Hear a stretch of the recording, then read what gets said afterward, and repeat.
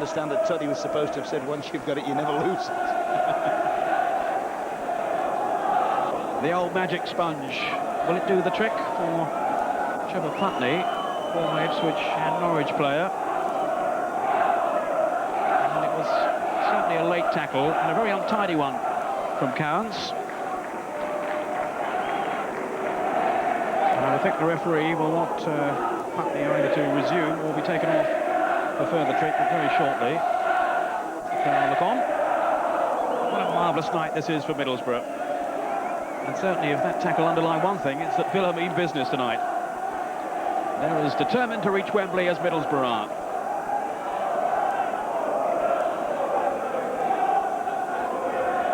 Trevor Putney, who's a wholehearted performer, and he will certainly want to continue, but for the moment it looks as if he's being helped off now. Trevor Putney clearly in trouble and being helped off the field. So that's a real setback for Middlesbrough. Already without Mark Brennan, and now Putney is off the field too. No sign yet of a sub coming on, so they're hoping obviously to rectify the situation pretty soon.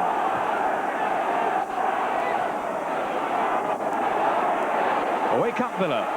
Here's Platt. In the skipper's role then tonight with Gray out. Good interception then by Kerr. Proctor to sweep the ball back to Pears in the Middlesbrough goal. Proctor, another who gave such a sturdy display at Villa Park. It really was a marvellous team performance from them. Well, McGrath let it run through. He was really confident that Spink was behind him. Here's Gage.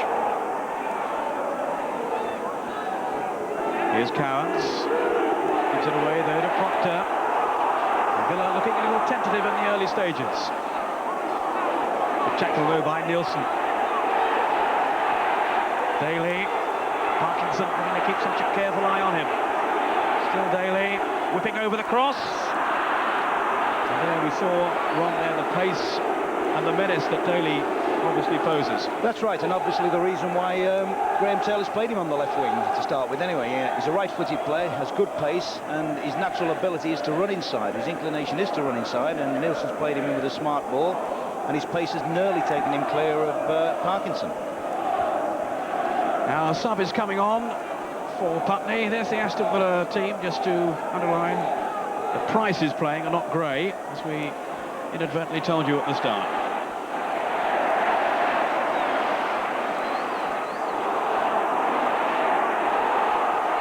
Proctor, roared on by the crowd, straight there at Gage. Mowbray's header, Slavin lost out. Good play here by Platt. No way through though for him, Slavin. Now then to Ripley. Gage got back at him well. Here's Daly, trying to shake off Parkinson, who's sticking to him so tightly.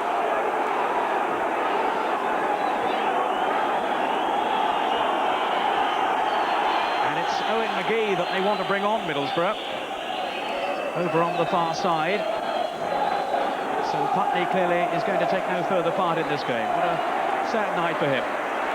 But on comes young Owen McGee, who let nobody down at Villa Park. Got stretched once or twice by the pace of Daly. I wonder where he's going to slot in now. Very versatile player. 10 minutes gone, no score. A fairly frenetic opening few minutes, and that is a third side here of Trevor Putney being carried away on the stretcher,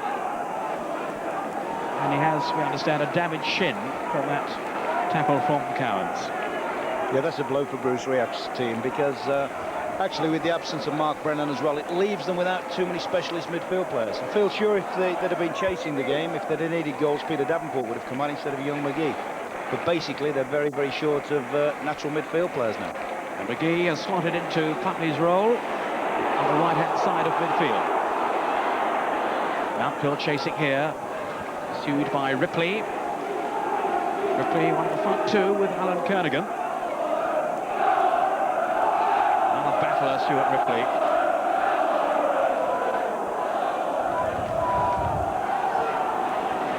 Just to remind you, there's no away goals rule tonight, so it's all settled on the score.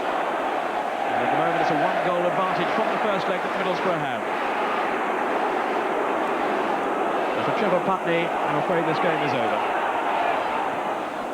Parkinson with a long ball. Too long, though, for Kernigan.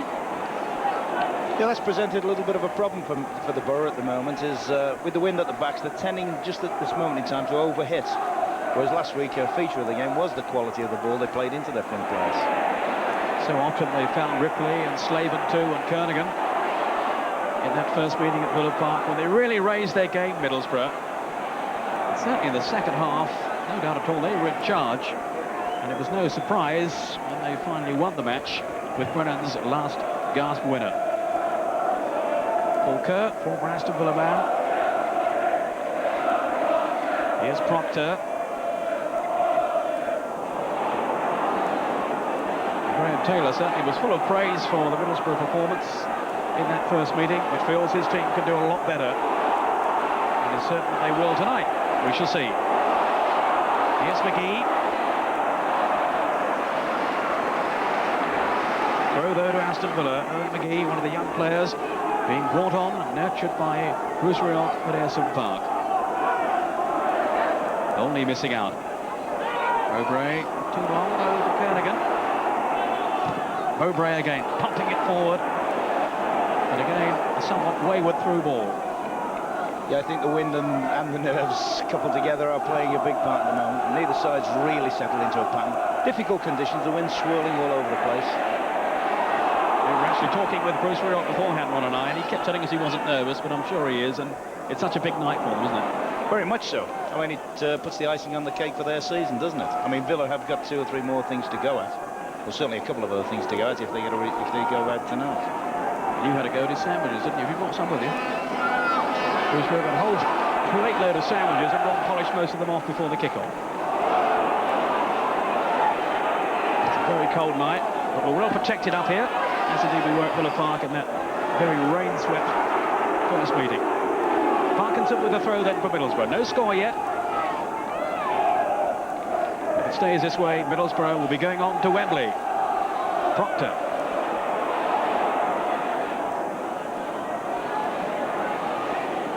This is Kerr. Now then for Ripley. Didn't find Slaven though. But the wind held up the clearance from the outfield. Proctor in the heart of it all in midfield. Rather untidy. Ormondroyd. Here's Olney. Middlesbrough competing for every ball, giving absolutely nothing away. Yes, that's right. I think McGee will have probably come on with instructions to just scamper and scurry and put people under pressure and generally make life difficult for members of the Villa midfield. Ormondroyd on. Olney. This is Gage. Easily cleared though by Mowbray. Off goes Kernigan. McGrath. Cool and composed at the back. And of course one of the most accomplished players in the Football League.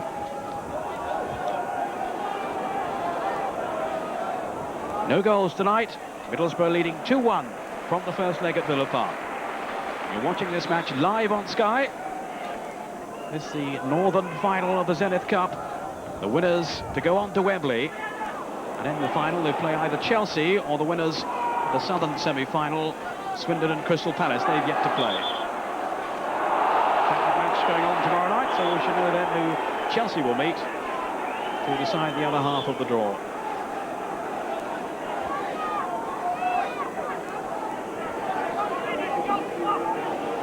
Outfield taking the free kick then for Aston Villa.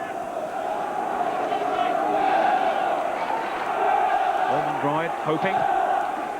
Nielsen has gone forward too here. He got the header on. Away by Proctor, finds Slaven. Leading goal scorer for Middlesbrough. 23 goals from Slaven.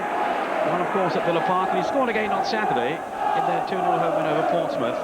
Paul Kerr getting the other goal.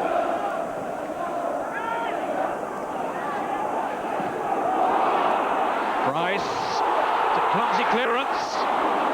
He might have got his fellow defenders in trouble then. I think the wind played a part.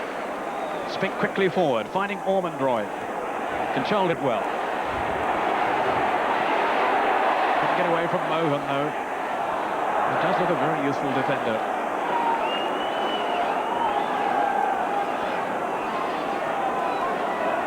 Equally happy at left back as he is in the centre of the back for Mohan.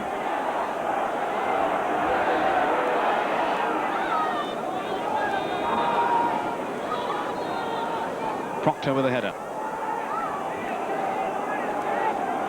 Been around a bit, of course, Mark Proctor, his second spell with Middlesbrough. And hoping that he can be in the side that goes on to Wembley.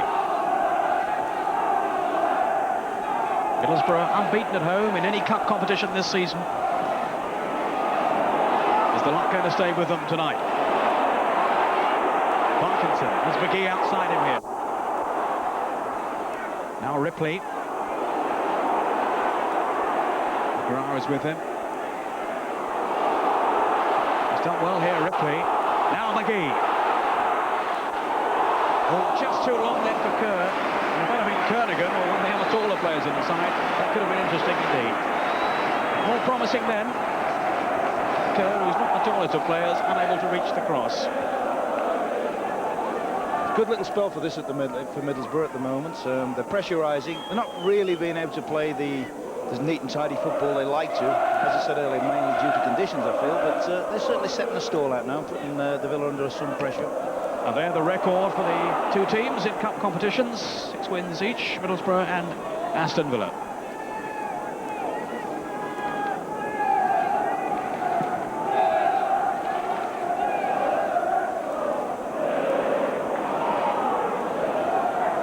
Proctor. Seeing plenty of the ball in midfield, Mark Proctor. Just too far for Slaven. Here's McGrath.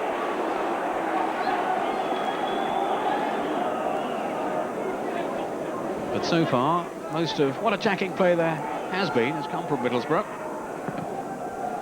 Bruce Rioch emphasised his team wouldn't sit back and defend. They would go out to win this one tonight, not just settle for the draw, of course, that they need. Proctor turned away from Cowans. Aston Villa look to step up the pace. It's Middlesbrough now who have the throw, which Parkinson is preparing to take for them.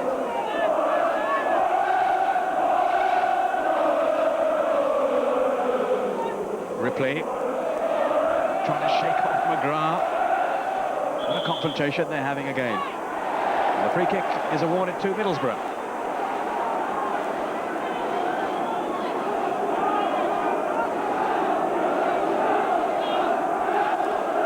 No, in fact, it's a throw. To be taken by Parkinson. Looking for Ripley. McGrath was in there first. It's Parkinson again. Slaven. Kernigan. Now Slaven. Here's Kerr. Good turn by him. Can he finish here? Exemplary goalkeeping by Nigel Spink. But Kerr almost creating a chance for himself there. Yeah, good work from Slaven and Kerr there. Kerr showing that, you know, he started as a centre forward and he shows his natural forward talent there. And the shot well held by Nigel Spink. 20 minutes gone. Still no score in the second leg. Middlesbrough 2-1 up from the first game. Price with the cross. Well held by Stephen Pearce. Yes, I think Graham Taylor's obviously said, all right, we won't go crazy. We won't try and pull the game back in the first 5 minutes. We've a long way to go. Let's just make sure we don't do anything daft, give anything away, and stick at the game. OK, if they get something in the first half, fine. But I think he's going to prepare, if the game stays like this, to come in with a grandstand second half. If Villa get one back and it goes to extra time, then we would have to settle it on penalties if it isn't decided then. So there could be a dramatic night ahead here. It's Coleman with the free kick for Middlesbrough. They've started confidently enough, holding Villa for the moment anyway. Price with the header. Here's Olney. Now Platt riding the tackles, they were there. Ormondroyd. Daly's in the middle. And Olney was around too. He's forced the corner. Just thinking how well Middlesbrough had done 25 minutes and set situations. Let's see what they do from the corner here. Cowans to take it. Mountfield has come up from the back, and McGrath and Nielsen.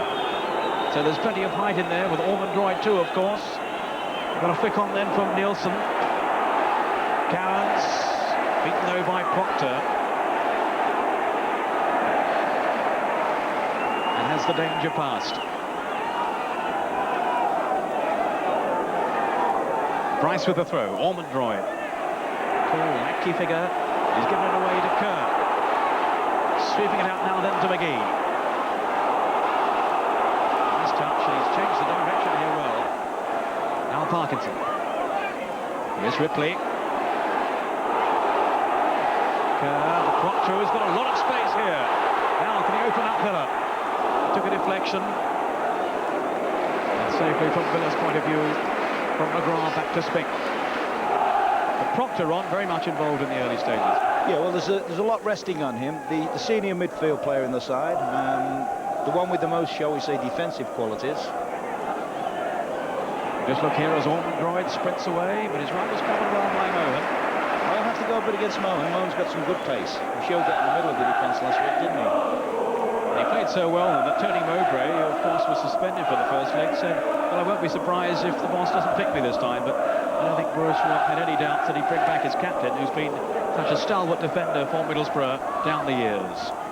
Kerr's pass to Slaven, good tackle though by Price. Now Ormondroyd. Wants to take them all on. Ripley, McGrath with the tackle. It's furious stuff out there. A real cup tie atmosphere. McGrath just trying to calm things down. A long, long way to go yet.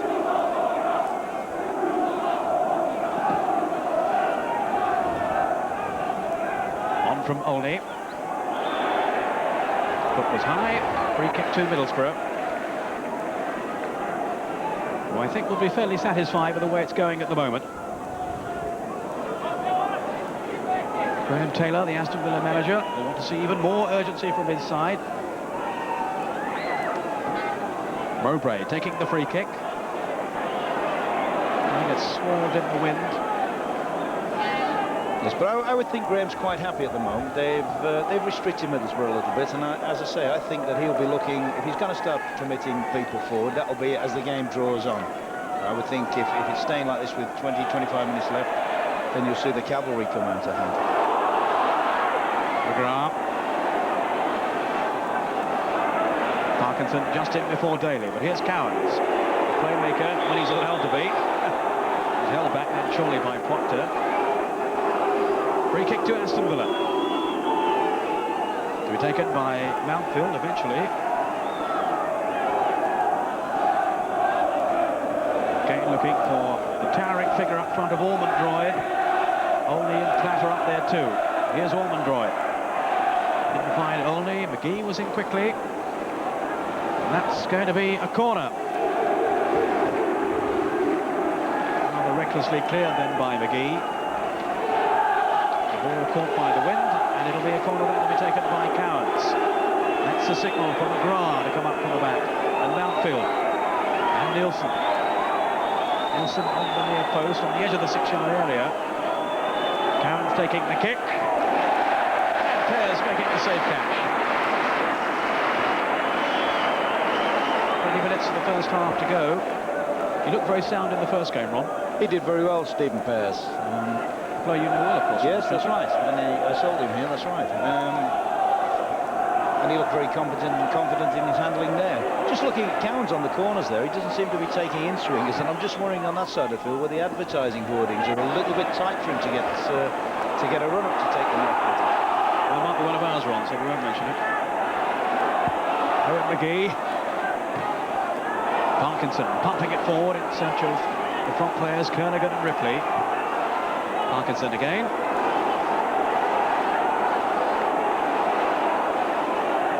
It's McGrath with Mountfield.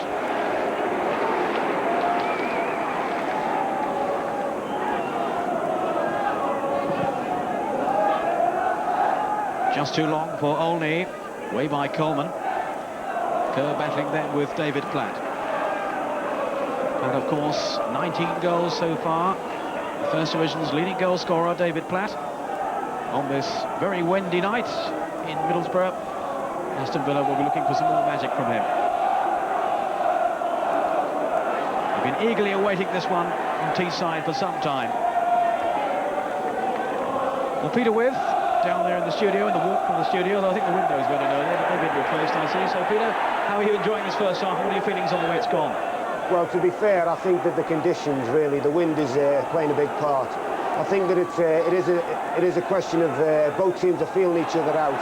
Middlesbrough are not really chasing the game as much, and I think that Ron's right. I think the second half, with the wind behind them, Villa will be pushing all out. Now the window's back. Yes, the windows are finally back in, but we're still freezing in here. Don't worry about it. Kernigan now then for Middlesbrough, beaten by McGrath. Cowans. The service though isn't good enough for Olney.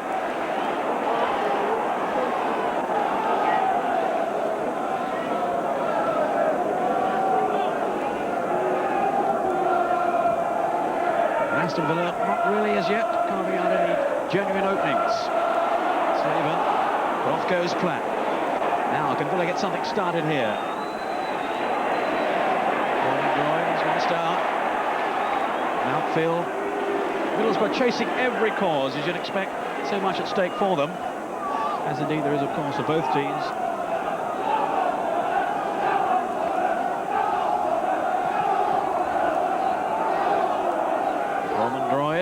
Stretch. He did well there. Now, it's so hard to dispossess. Kerr managed it. They don't arch then. The tiny figure of Kerr, and the giant beanpole figure of Ian Ormondroyd. So much an improved player, though, from earlier in the season when he was jeered and heckled by the crowd. Now they love him at Villa Park. Free kick to Middlesbrough. Mo Hunt to take it.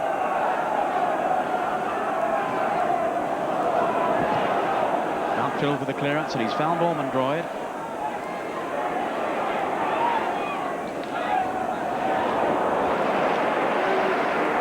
Mowbray, some composed defending from him.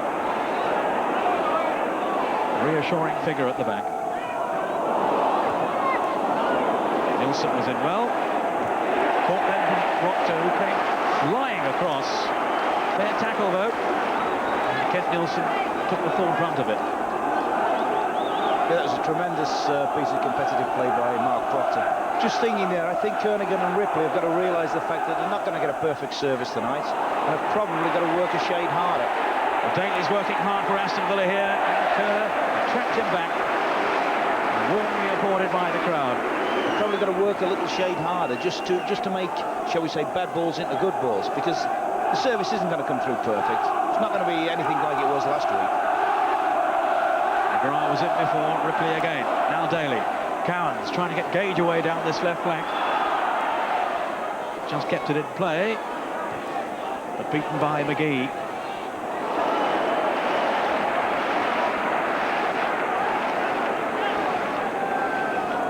Middlesbrough 16th in the second division. Aston Villa, of course, second in the first. But last season, the two of them were battling it out for relegation, or to avoid relegation in the first division. Villa succeeded and Middlesbrough didn't. Quarter of an hour to go in the first half. Still no score in the second leg. So Middlesbrough, by virtue of their 2-1 win at Villa Park, and 1 foot on the coach to Wembley. Daly. Now Gage. Good running by Ormondroyd. Cut out though by Mowbray. They're giving nothing away at the back, Middlesbrough. Looking pretty tight so far. Olney. And the Cowans. Daly. Guiding it back. Yeah, they're just getting a greater measure of control of the game, Villa, at the moment than they've had for, well, they've had since the start. Still no threats really on either goal, though. Ripley with McGrath. That was it bravely. Mowbray beaten in the air by Olney. Behind him was Simon Coleman. Who's coming on leaps and bounds, Simon Coleman, since joining Middlesbrough back in October as a replacement, really, for Pallister. Pallister, of course, now with Manchester United. See, that's the problem front players have. They wait for the ball to drop down. It's swirling all over, and don't forget, you know, they've got to have a perfect touch. They've got to be creative, whereas defenders can just whack the ball away if necessary. Very difficult game for forward players, I would guess, today. Here's Platt, beaten though by Kerr, who's fighting tirelessly for every ball. Platt was fighting too hard then. Kerr wants to get under it. Sporting handshake. Platt no doubt the offender then. Kerr having another stormer for Middlesbrough. Here's the free kick. Looking for Ripley, McGrath away. Going as far as McGee. Now then for Slaven. Always danger when he's in possession around the penalty area. Outfield hooked it clear. Not very effectively though. Here's Kernigan. Now then for Kerr. Coleman with Olney. Held up well then. Aaron's rather hopefully forward in search of Ormondroyd. Platt with a header. Now, here's Olney. Plowing his way forward. Daly. And McGee was in there again. He's settled in very quickly. That's just looking at that lad there. He looks as if he's come on, no nerves at all. He's just going to enjoy the occasion. He certainly is relishing his cup tie at Aston Park. Mountfield's header. He found Ormondroyd. Here's Olney. The two who linked so well along with Platt in recent months. Too long though for Price. That was a bit unlucky, and I think it's virtually the first time a Villa defender has stepped out to try and carry the fight. That's something I was saying, that's something I'm convinced the second half you're going to see plenty of. Well, we expect it to be a very tight game, and so it's proving. Just a one goal between the two teams. And all the way back to Spink.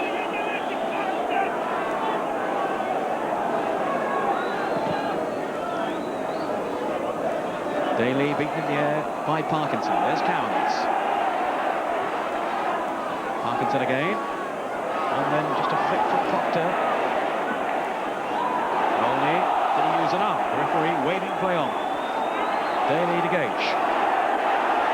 Just a hint now that Villa are beginning to string some passes together. Not though from Gage. Kernigan. Here's Proctor. Now Platt chasing back. Where's he going?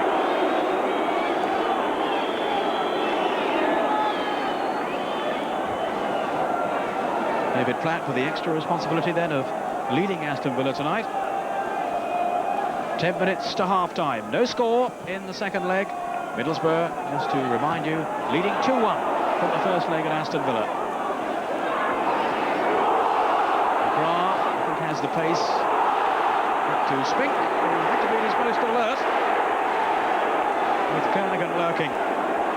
McGrath so quick at the back. Mountfield. Olney. Ball hanging in the air then. On the wind. Slaven. There's McGee up in support. Ripley, Kernigan down the middle. Again, it was McGrath in. Daly. Now, can he produce his acceleration here? Away from Coleman. Still Daly. They're trying to bring him down. And at the end, off Bowen for the corner. He does possess extraordinary pace. And Middlesbrough was struggling there to keep up with him. Well, that was almost a sensational goal. That's him at his best, actually. Just wondering at half-time whether Graham will switch the two flank players over and go back to their more orthodox positions. It's a corner then to Aston Villa. Again, the central defenders have come up from the back. Cowans again. Looking on the near post for Nielsen. Haven't got it away yet. It's another corner. Mowbray having to marshal his troops. They've probably had more problems tonight, Middlesbrough, from the corners that have been taken than all of first leg. It's Cowns who's floating them on, hopefully anyway from his point of view, onto the head of Nielsen on the near post. All there, Ormondroyd coming in, towering over everybody. He's 6'4", and he couldn't keep his header down. The other thing, of course, just watching that corner there, Peter, everybody's so obsessed with the big boys that Platt has got himself here. You might just see it in the corner of your screen now. Platt is completely oh, you just can't see it. Platt was completely unmarked about 3 yards up the line, and that's a position where he's actually scrambled a lot of second balls. I've seen him score about 4 this season from touch-on headers, and he just scrambles it over the line. He's been in such prolific goal-scoring form, of course, and one of the most successful players in the country at this stage, having forced his way into the England reckoning. 2 caps, Italy and Yugoslavia. There he is, David Platt. Can he lift Villa now? McGrath's header. Kernigan. They pull away for Ormondroyd. Olney. And Cowns. It's a good ball from him then. That surely was a foul. Very waving play on. Price seemed to me to be held there. Oh, I would guess so. In fact, I actually thought the referee had whistled, but twice Chris Price has done what he's good at, and that is made breaks from deep positions. And when he comes, because basically he's very much like an old-fashioned outside right when he gets forward. There was certainly danger there for Middlesbrough. They survived it. Here's Slaven now. 7 minutes to half-time. Still 0-0. Kerr. Good play by Kerr in towards Slaven. Price, who only half cleared it. Proctor. Is that a corner? Yes, says the referee. First half, Mark Proctor's hand. There's the bugler employed by Middlesbrough. Can't quite hear him at the moment above the noise of this crowd. He's playing a really beautiful tune. He plays a bugle every time Middlesbrough attack, apparently. But he's fun to stand next to.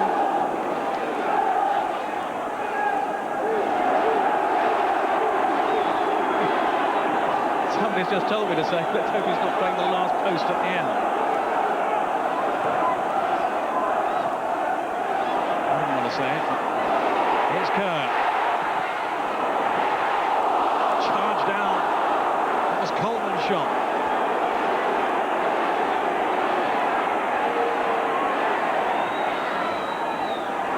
Oh, Daly's in the clear here. If Mowbray missed his tackle, but he timed it perfectly.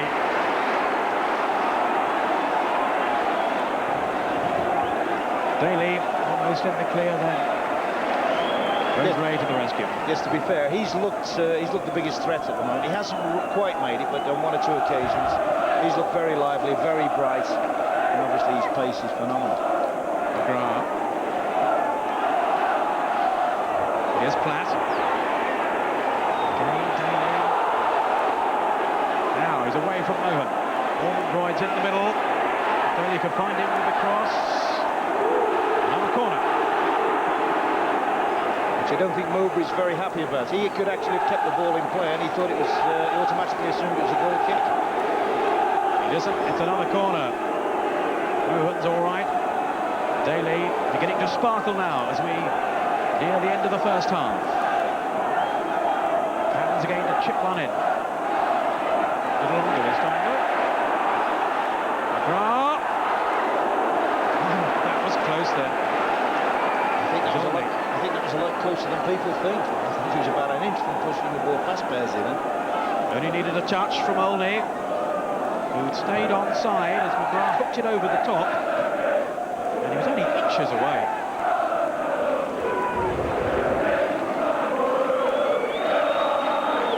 Of the first half to go. It's looking good for Middlesbrough at the moment. They'll make it to half-time. They're only 45 minutes away from Wembley for the first time in their history. Good effort then from McGee. He's on to the man of the match award. Tremendous shot. Tremendous shot from the little fella. I must admit, I didn't think there was anything like that on. I thought he was going to have to play another passing. He's showing so much confidence. Left-footed drive, and not all that far wide of the post. Funnily enough, of players, perhaps because he didn't realise quite how important the occasion is, that the nerves don't seem to have got to. He just seems as if he's just taking it as in his stride.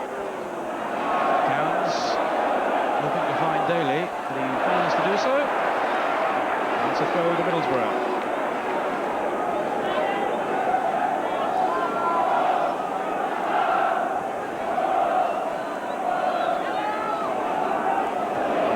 Ripley.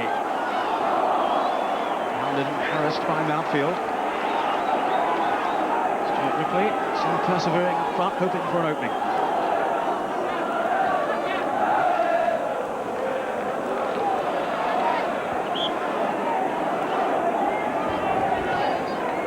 I think that's the key word for front players tonight, Peter. Perseverance. Trying to make something out of nothing and just chasing lost causes. It's a free kick to Middlesbrough. And they end this first 45 minutes with a flourish. Parkinson to take the kick.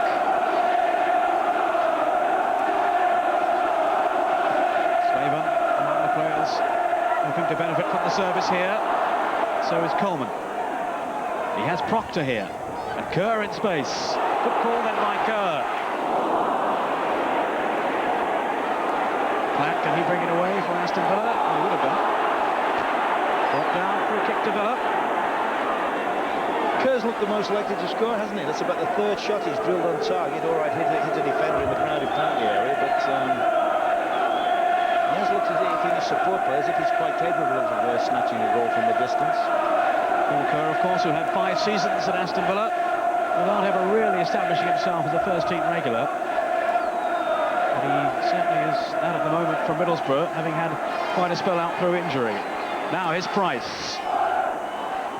Whacked away by Coleman, but it didn't really go anywhere near where he intended. And that shot spun away too. Kept in by Pears. McGee.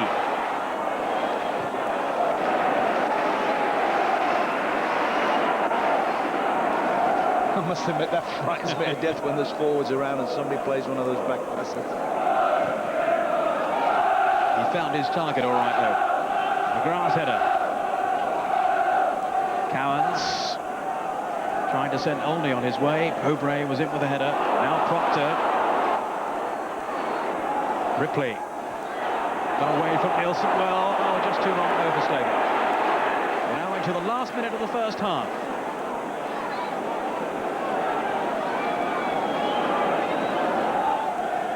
Just got the feeling that Middlesbrough have got an awful lot of defending to do second half. I can see Platty pushing up, maybe midfield position, and really trying to turn the screw on to force this equaliser. Yes, I think we're in for a terrific second half here. Stay with us. The match coming to you live on Sky. This to decide who goes on to Wembley from the Northern final of the Zenith Cup. No goals tonight. Middlesbrough leading 2-1 from the first leg. And the referee again seeing nothing wrong. And it looks as if Middlesbrough, the second division side, are going to go into the half-time break with that 1-goal advantage still from the first leg. Ripley trying to take on McGrath. You just can't get away from him, though. He's been the best player in the field at the moment, hasn't he, McGrath? Him and Proctor probably. McGrath's he's been an absolute rock in there. Hasn't missed much in the air, and he's seen off the threat of Ripley, who, as we saw last week, was a very dangerous player indeed. Graham Taylor looking pensive, but giving nothing away from his look on the face then. I would think he'd be quite happy. I would think he'd be fairly relaxed about it. His side haven't been in too much trouble, and he's got the license now to say, let's go to the sound of the trumpets, not the bugle. I was going to say, not the bugle. Don't mention the bugle. What's going through this man's mind now, Bruce Real? He'll be watching his watch and thinking, doesn't it tick slowly? What happened to my sandwiches? We're now into the second minute of injury time in the first half. Parkinson, well found then by Proctor. We're almost at the end of the first half. Owen McGee. First time he's made a mistake since he's come on. So we'll allow him that one. The referee now has blown the whistle for the end of the first half. And Middlesbrough are 45 minutes away from Wembley. Tony Daly, his pace was so obvious towards the end of the first half. I wonder if he and his Aston Villa teammates can spring this game away from Middlesbrough in the second half. Stay with us. It promises to be quite 45 minutes to look forward to. In the meantime, though, we're going to take a short break, and after that, the views of Peter With.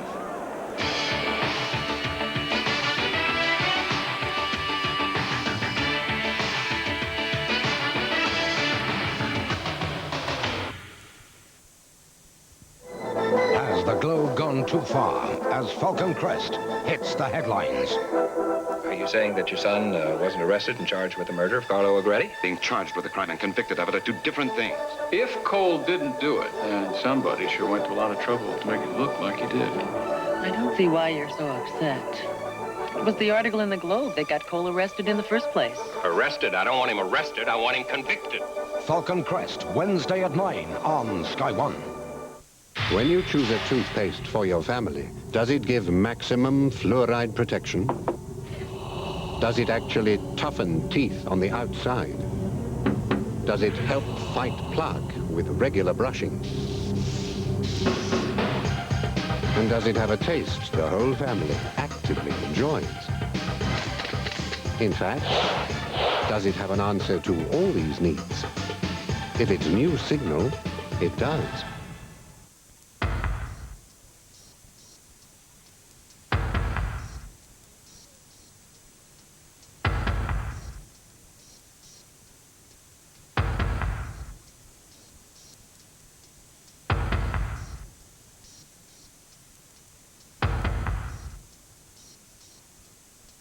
The 62nd Academy Awards on March the 27th, only on Sky Movies. On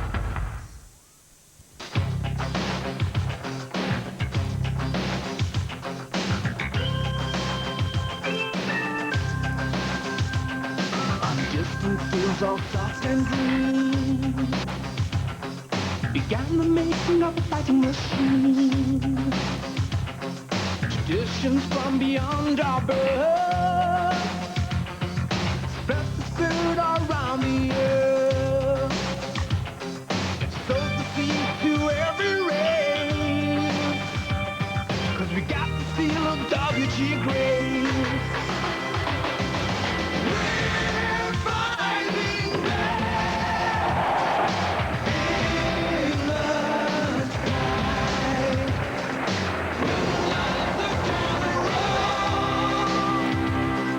England versus the West Indies. It all begins the 14th of February, exclusively live on Sky One.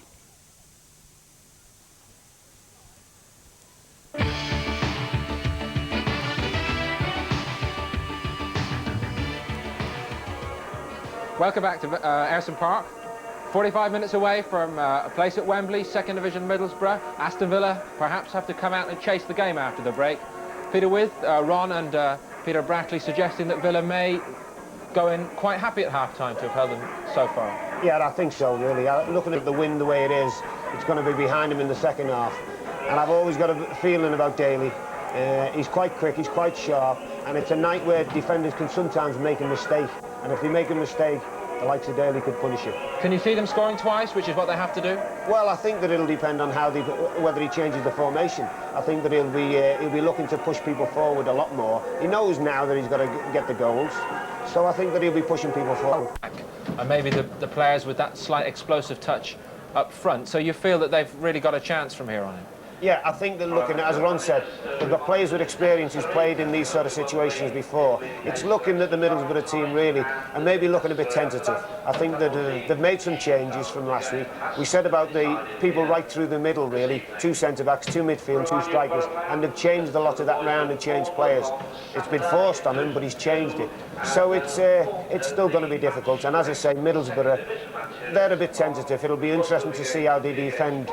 The good thing about them, they're kicking into their supporters at that end. Sure, we'll come back to talk about their supporters in just a second. But in the meantime, why don't we look at a couple of incidents from the first half? And Peter, we were talking about the running power of Tony Daly that Aston Villa will probably look to in the second half. Let's pick up the action here as Villa break out. Well, Gordon plays the ball out, and this is what he's good at. He picks balls up in his own half, and he rides challenges, and then once he gets his momentum going, he just runs at people, and he frightens people to death. You know, you can see defenders, they're frightened to death of him. They're trying to pull him down, and he's still going. The boy's trying to get a foot in, he's still bouncing up, and he gets a shot in. The boy deflects it. And that's what he's good at. That's what he's always good at. All right, immediately they hand themselves a corner, Counts takes. Well, the big boy's always going to create problems, isn't he? He gets up brilliantly, really. He just needs it. I think it was more so hit the top of his head. That's why it ended up going over the top. But from set plays, they've got so many big lads in the side, they're going to create problems. Question there, Peter. Ormondroyd should have hit the target, surely. Yeah, well, he's a big lad and he's 6'3", 6'4". You'd expect him to get above everyone and head them balls in and hit the target. All right, there was another incident nearer to the end of that first half where Daly, again the danger man for Villa, picking it up. Yeah, well, he's doing it. The boy slips. They played the ball up the line, actually, and the boy just slipped. In fact, he got a hand to it, really, that took him out of his stride. And then look, same again, he just riddles past people. The boy's just got a tackle in and just pushed. Very interesting, Peter. They started not as we expected, with Ormondroyd down the right-hand side and Daly, who is basically on the left. Why did they do that? I think that it's because of, as Ron said, he struggled last week against the boy Parkinson, and I think that he just wanted to change it and see it with Daly's pace, see if he could get at the boy and get round the back. It'll be interesting to see what he does in the second half, whether he changes that now. What's Bruce Rioch quickly saying at half-time to Borough? 45 minutes away from Wembley? I think that's exactly what he's going to say.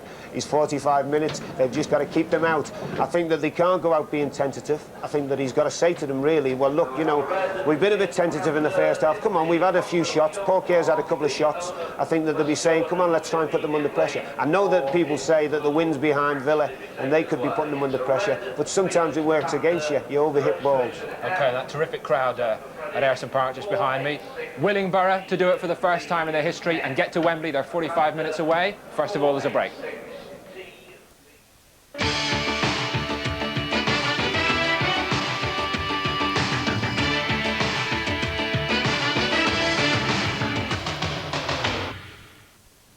Thursdays on Sky One, Wise Guy.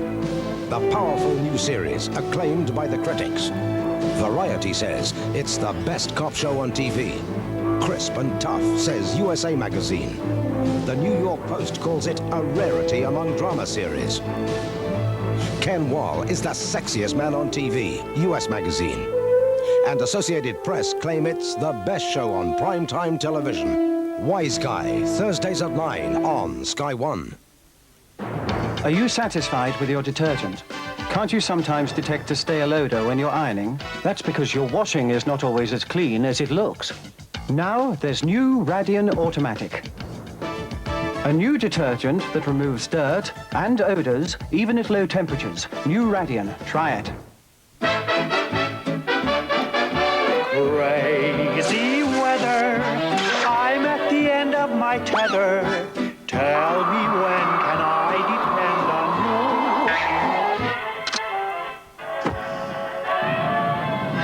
First it's cloudy, then Mr. Sun says howdy. Never know just what you're gonna do.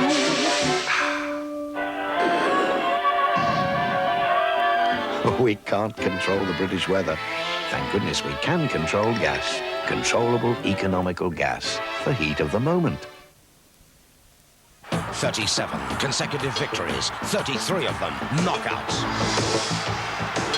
On Saturday night, the 10th of February, we're showing Mike Tyson's first fight of 1990 as he defends the world heavyweight title against James Buster Douglas.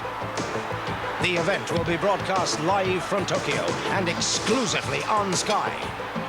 Tyson versus Douglas, Saturday night, the 10th of February, live, a Sky Movies special event. Guess who's back in town? Who's back? Minsky. The man is a convicted bomber. I can't say a word without my lawyer. We would be derelict in our duties if we didn't keep him under surveillance. Don't move, please. I told you I'm a different man. I'm in charge of myself. I've done my time. A mad bomber who has Rick Hunter going to the dogs. You fell for it again? Friday at 9 on Sky One.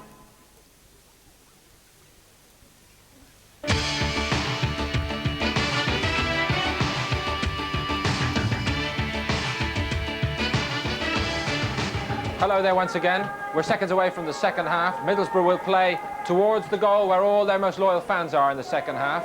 Against the wind, but with those fans there, well, who knows? Certainly there'll be everything to play for. But Matthew Lorenzo down at pitch side has found somebody who will certainly be trumpeting their way to success for Middlesbrough. Matthew will explain.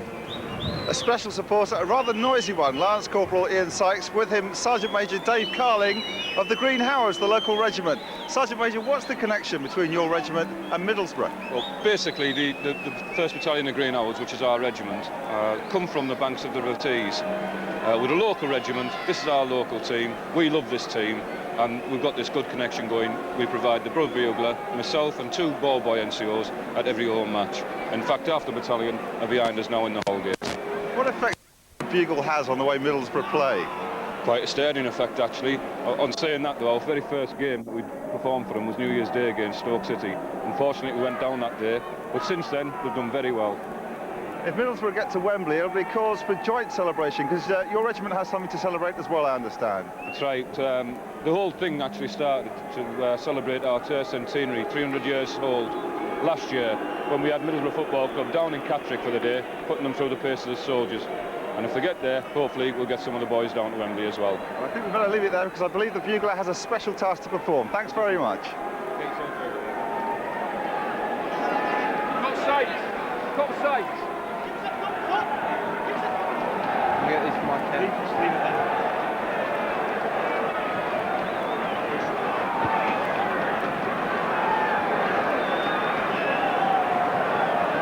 I think he's got... There he is. Listen to the crowd.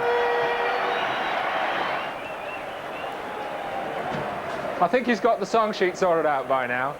Peter With, quickly. Anything like that in your own past? I believe Villa were followed to America once.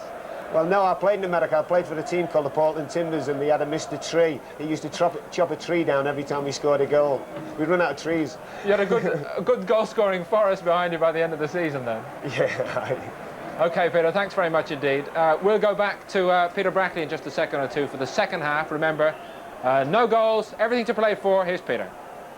Thank you, Paul. And the second half then about to get underway. Middlesbrough now kicking then from right to left. Can they hold on to this scoreline and reach Wembley for the first time in their history? Or will Aston Villa transform things in the second half? It's a swirling wind now that Aston Villa have behind them. But for the moment, they're having to defend. Middlesbrough, as you heard, coming out to the sounds of the bugler. Ripley trying to get in, McGrath away. The bugler didn't look too happy. I'd hate to see him when Middlesbrough losing.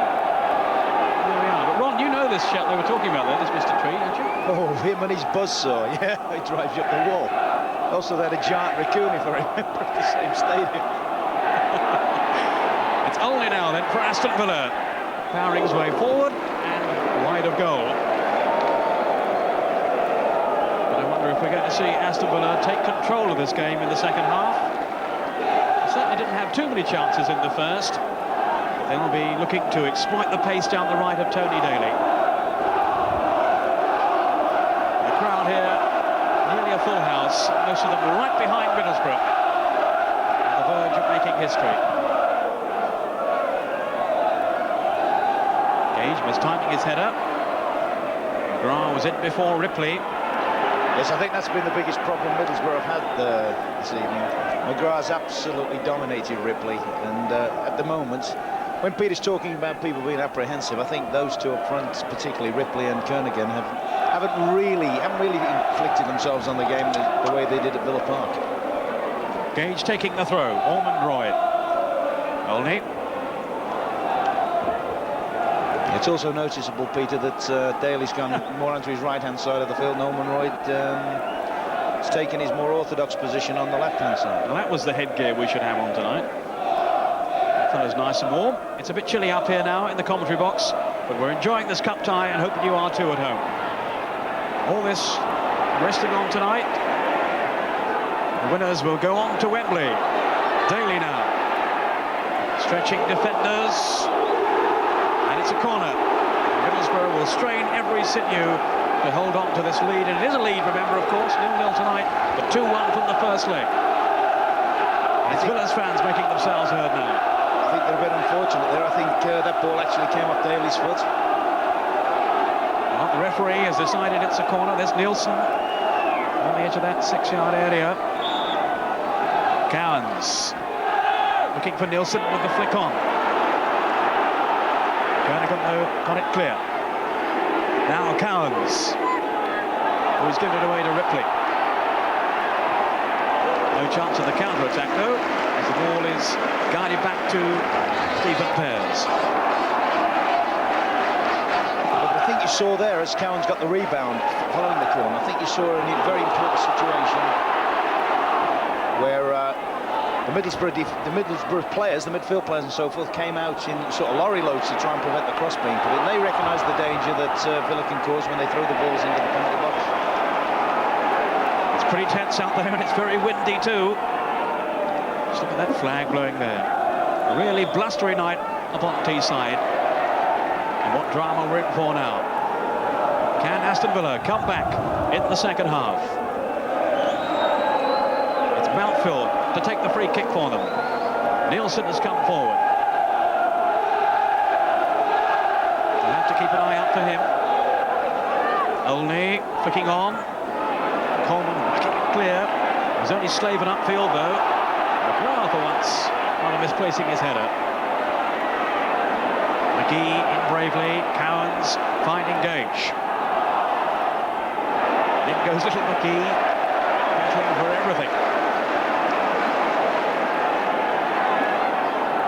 I think one important thing Middlesbrough have got to do this half is they've got to hold a nerve, that's for sure. And the best way of doing it from their point of view is they've played a game and a half now, and the back four took, as I said, a very high defensive position and not allowed Villa too near their penalty box. I think they've got to have the strength and the mental courage now to do it again for the second half. Here's Kerr. And Slaven with him here.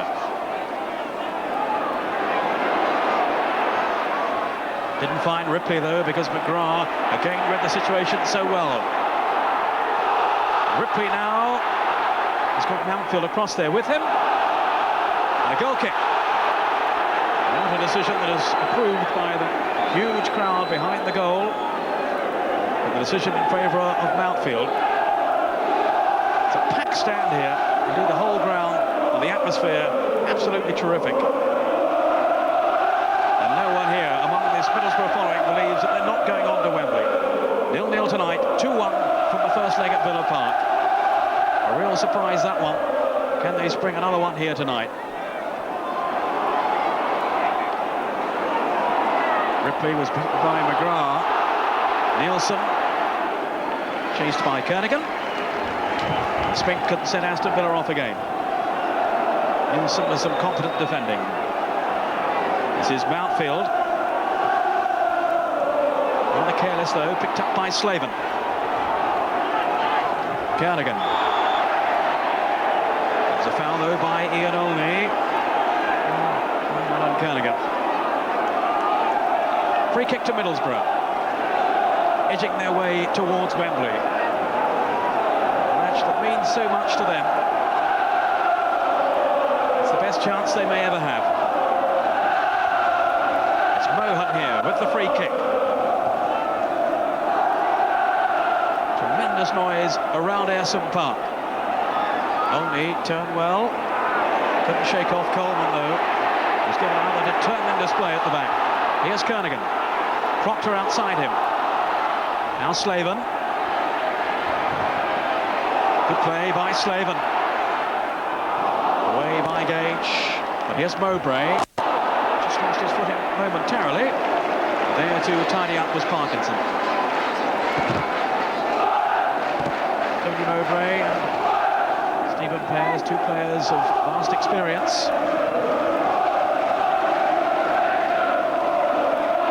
Can they help guide Middlesbrough on to Wembley? Mowbray threatened by Olney. Strong defending again though from Mowbray. We've seen Middlesbrough come so close to cup success in the past. The last time they were this close to Wembley, Middlesbrough, was back in the mid-70s in the League Cup when they lost out a two-leg semi-final against Manchester City. I wonder if they're going to make it this time. Aston Villa, of course, will have other ideas. Their last Wembley appearance back in '77, also in the League Cup. Ormondroyd is a sex kitten, it says there. Not exactly sure what that means. But they need him to be more than a pussycat tonight.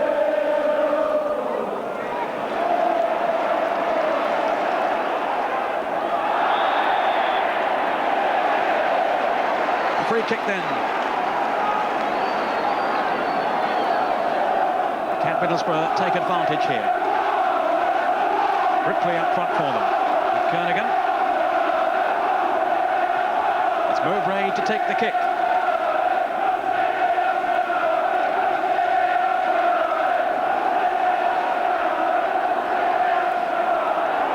Gage couldn't clear it effectively. Here's McGrath. High up into that bank of supporters. Some more pressure coming in then from Middlesbrough. Aston Villa, remember, have to score 2 if they're to deny Middlesbrough that place in the final.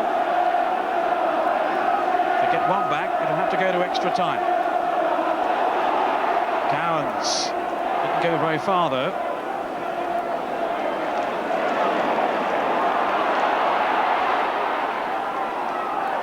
Kernigan. Now then for McGee.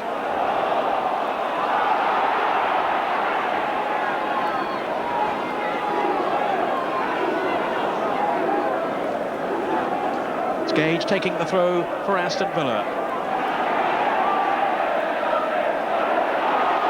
Still no sign yet of Villa unsettling Middlesbrough in the second half, Ron. No, I must confess I'm a little bit surprised. I expected to see David Platt move up into a more attacking role this half. But at the moment he's just content to sit in his semi-right side midfield area. Whether that will come later, I have to imagine it would if the score stays as it is and Villa start really chasing the game. McGrath underneath this one. Here's Ormondroyd.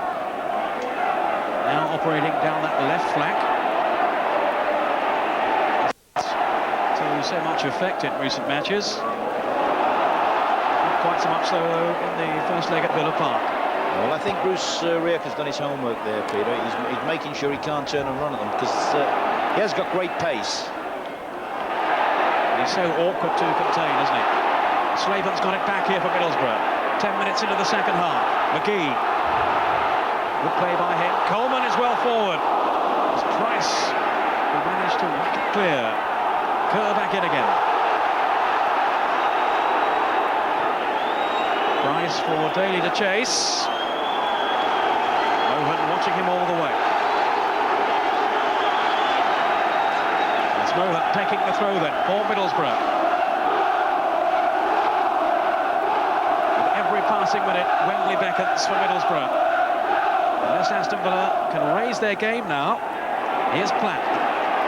Off goes Ormondroyd. Loping away. Only waiting in the middle. He can get a cross in.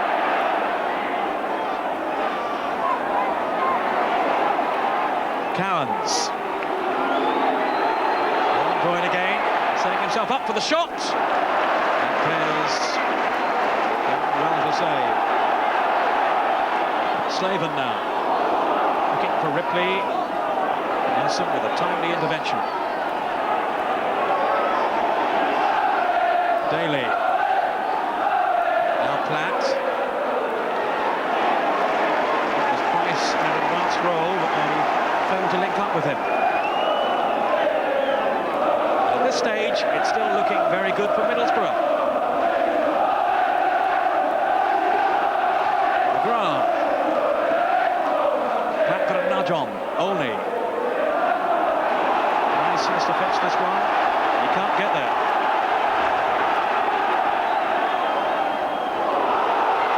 Shaking off Nielsen. Kerr is with him, taking over. Now Proctor. Another goal might just clinch it for Middlesbrough. Slaven. Spread it through for Proctor. Now here's Kerr. In towards Ripley and Kernigan. Gage can bring it away for Aston Villa.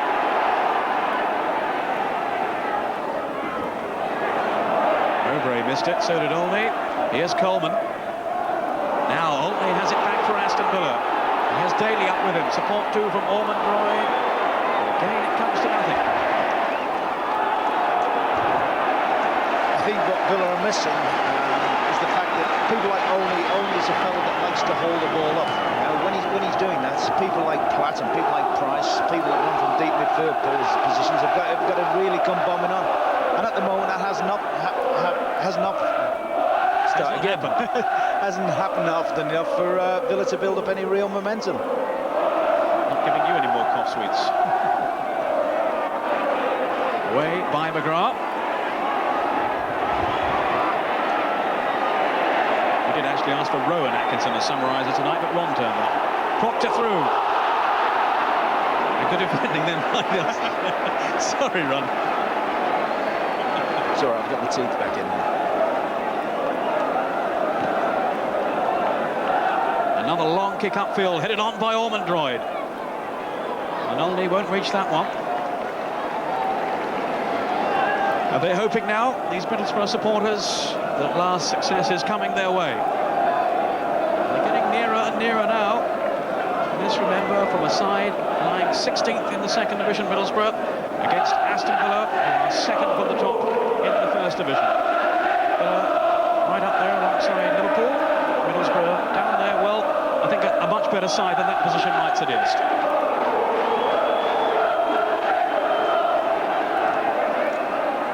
Stephen Pears, who's reclaimed his place as first-choice goalkeeper after a spell out through injury, quite a long spell too. But he's come back, and my word, he's performed well in these two matches. That was almost a slip that led Olney in.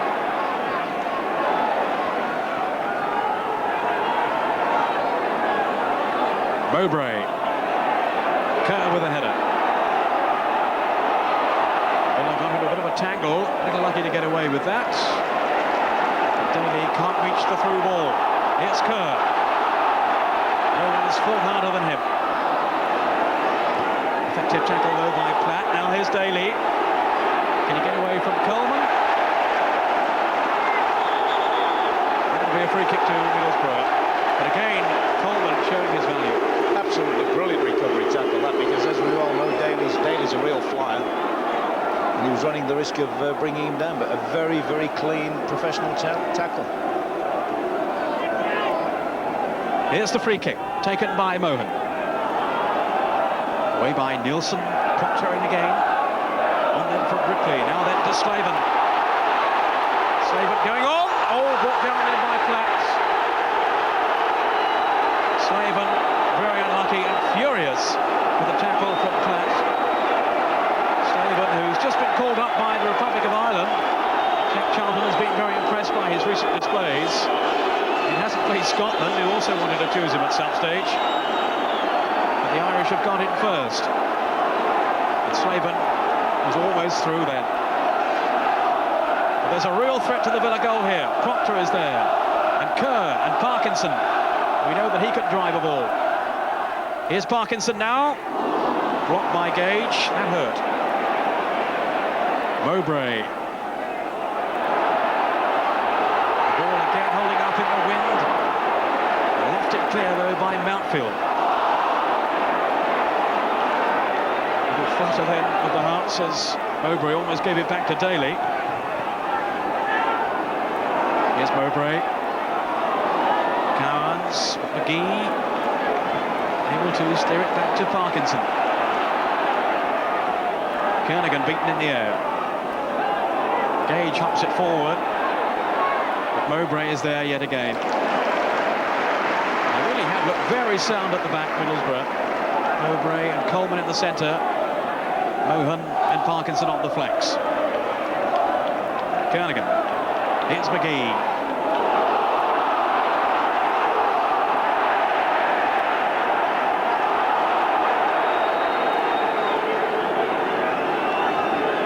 Kick to Aston Villa.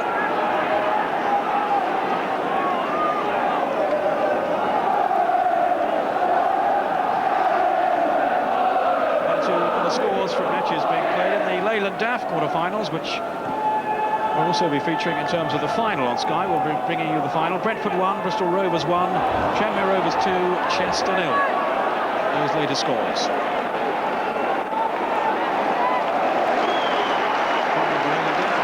Also to be held at Wembley. And I wonder which of these two teams will be going on to contest the final of the Zenith Cup. We're watching this match live on Sky. There's no score in the second half of the second leg. Middlesbrough still leading courtesy of their 2-1 win in the first leg at Villa Park as Ripley shoots over the bar. Ron, you had a gut feeling at half-time that Villa were going to turn it round, but no indication yet that's going to happen. No, and all credit to Middlesbrough. I mean, they've come out, Peter With was saying, actually, sometimes it's easier to play into the wind. The ball doesn't you don't overhit the ball, and that's happened in many occasions this half. But there's still, you know, we're talking about Wembley, there's still a long way to go yet. As Bruce Rioch watching from the sidelines will know. He'll be having a few anxious glances at his watch as the second half wears on. Slaven turned away from trouble. He has McGee outside him. Still McGee. Given back to him. Now Slaven, who was onside. Kernigan in the middle, didn't reach him. McGrath is still down injured.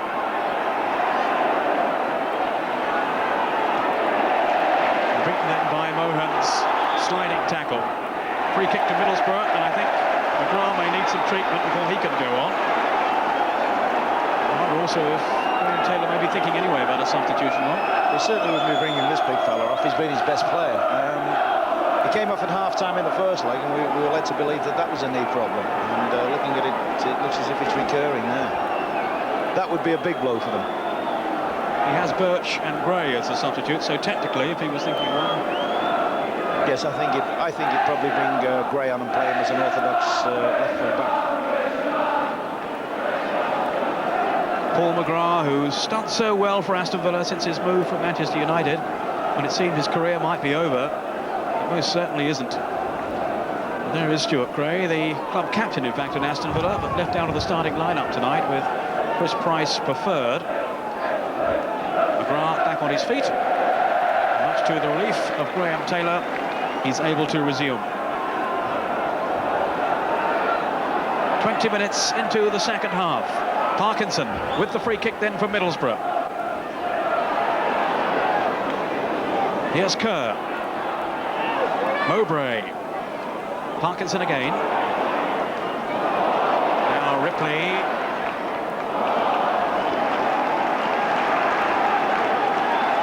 Middlesbrough looking here to pin Aston Villa back. Can they find a second goal? Linesman flagging furiously over the far side. I don't think the referee has seen him.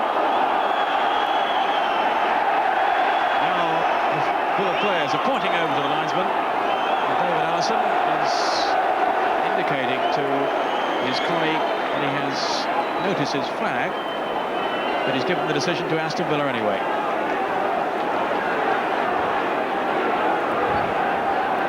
Well, Peter With, watching from the studio down there, what do you feel about Villa's performance in the second half? They haven't yet taken a grip on it, have they? No, I was just thinking really what Ron said really is that I was thinking that they were going to change and maybe push Pratt up front and then play Paul McGrath in midfield, but I think that he'd be weakening it because he's really been their best defender really. And when he got injured I thought, well, maybe he'll change it now, but I think that he's going to, I would have thought that he'll change it at some stage. He's got to try and get the goal, so I think he'll push people forward. Well, let's see what Villa can do here. I think for the moment the throw given to Middlesbrough. I think at the moment the biggest worry I would have if I was Graham Taylor would be the fact his side don't seem to have the drive. I mean, they are the 20 minutes or so away from Wembley. They haven't quite got the drive you would accept from them. There's certainly no lack of purpose about Middlesbrough, who are so close now then to their first ever Wembley final. We're halfway through the second half. No goals in the second leg if you're just joining us. So Middlesbrough still 2-1 up from the first meeting at Villa Park.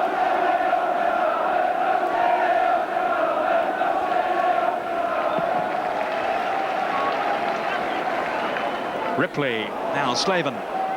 Here's Kerr.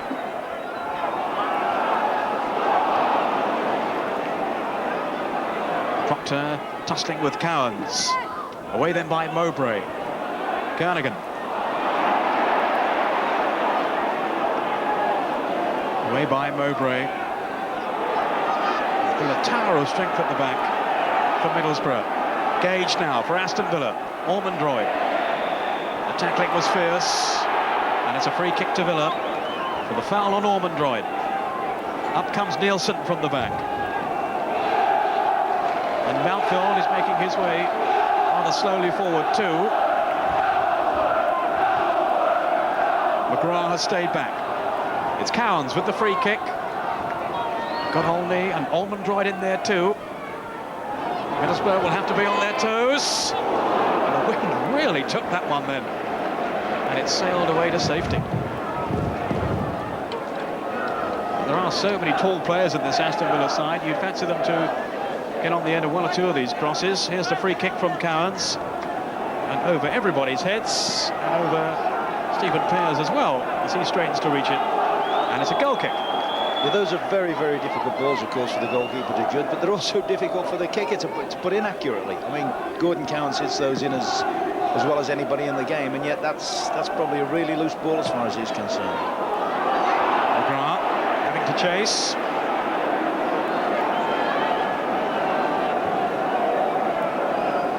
Ormondroyd.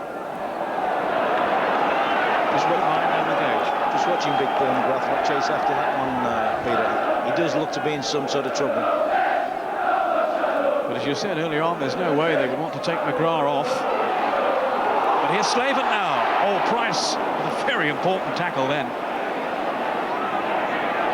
Here's McGrath, who does look to be in trouble. And perhaps it may be an enforced substitution because Villa do look as if they want to bring on a sub.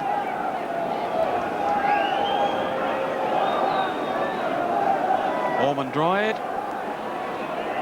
Off goes Daly. Now is his pace taking him in here? Oh, great save. Pears just managed to push it wide as Daly streaked into the penalty area. He was away from his marker. Away from Coleman. And look at the save here as he stretched and pushed it wide.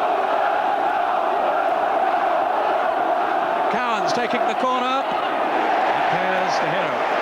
Absolutely brilliant save that, Peter. So impressive the way he stood and waited. He didn't commit himself, the keeper there. He stood and waited to see where Daly was going to hit his shot, and then he's made a very, very agile and acrobatic save. Wonder how important that might be at the end of the day. It certainly will be. If Middlesbrough make it now to Wembley, they'll look back on that dramatic save from Pears. Made some fine stops in the first leg too. It's also the first time this half that a Villa forward has been able to get clear. Stuart Gray is coming on and Ormondroyd is going off. Ron, your thoughts on that? Well, he's going to play left side. Platt's going to push up into the midfield and push up into the front, and Gage is going to go into midfield. Just as you speak, that's exactly what happens. Obviously, McGrath is not as bad as we feared. Well, he looked to be in trouble a few minutes ago. Perhaps he's managed to run it off. Ormondroyd is off and Stuart Gray on for Aston Villa. Yes, I can see the value in that though, Peter, because really Ormondroyd hasn't been able to get rid of his defenders. Miskick then from Mountfield.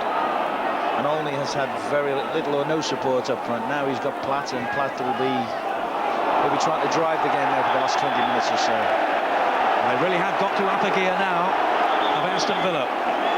If not, then Middlesbrough will be going on to Wembley. That's the prize awaiting the winners here. This the final of the northern area of the Zanith Cup. And it's Kerr with the free kick from Middlesbrough.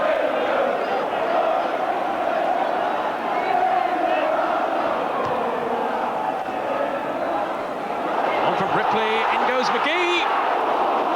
Spink out very quickly.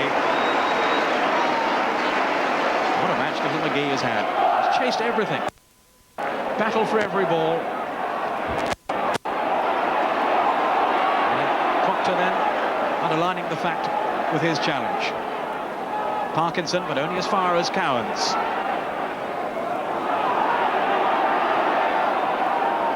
Slaven read the pass.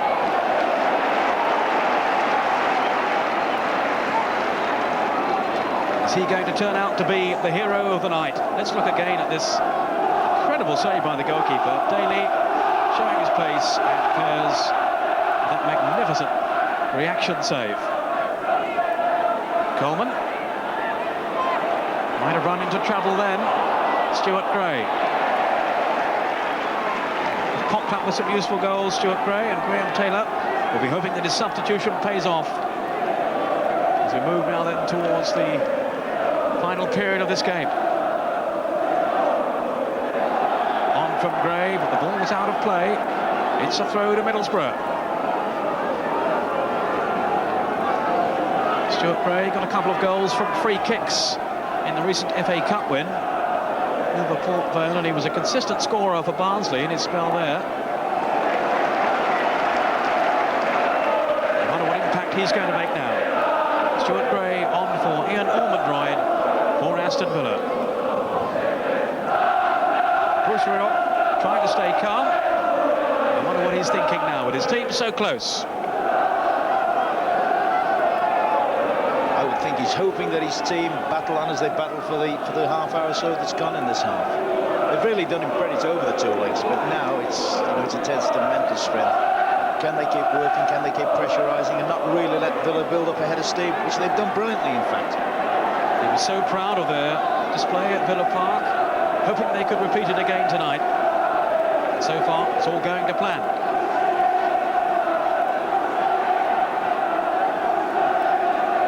Up towards Olney. Cowles was fouled by McGee. Morris was calling for it down below us here, but Cowles was in no hurry.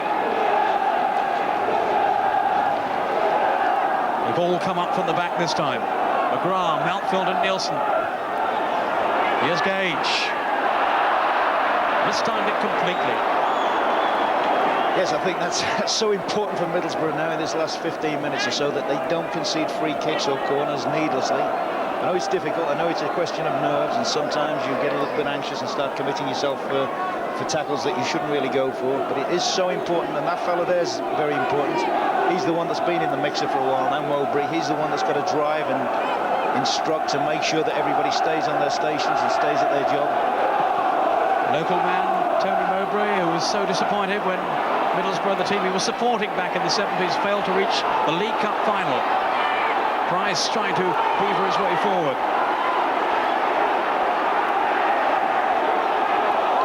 It's a throw to Aston Villa. Their supporters getting excited behind the goal.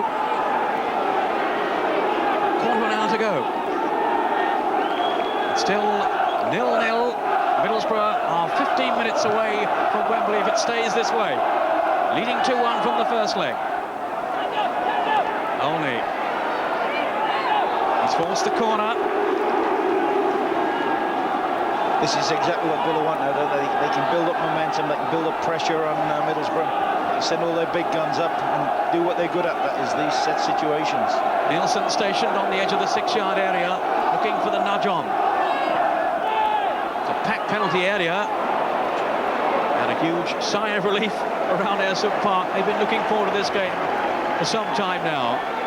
And certainly after the first leg at Villa Park. They came through a difficult match in the last round against Newcastle, a last-minute winner from Cooper. Are they going to survive this one? Mountfield now. Villa captain the Middlesbrough half. Daly. And here's Kerr. Of course, there's always now the threat of the counter-attack. Mountfield. Price drilling in the cross. Oh, and Pears had to tip it over the bar.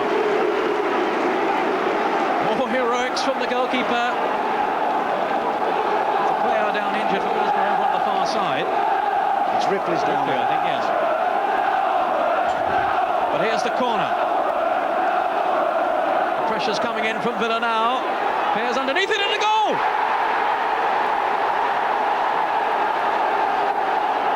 Stuart Gray. And Villa have equalised.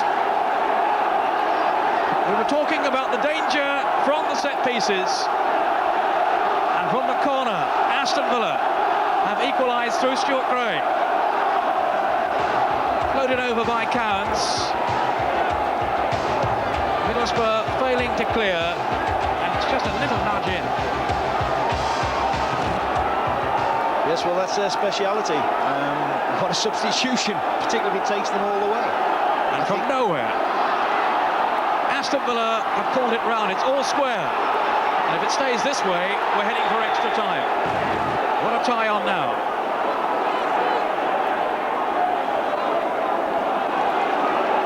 I think if we look at it again, if we get a chance to see it again, Peter, I think you'll see Stephen Pearce might feel he was very harshly judged not to have got a foul there. Well, now Middlesbrough have some more defending to do. Proctor has been booked, incidentally. Off your picture at the moment.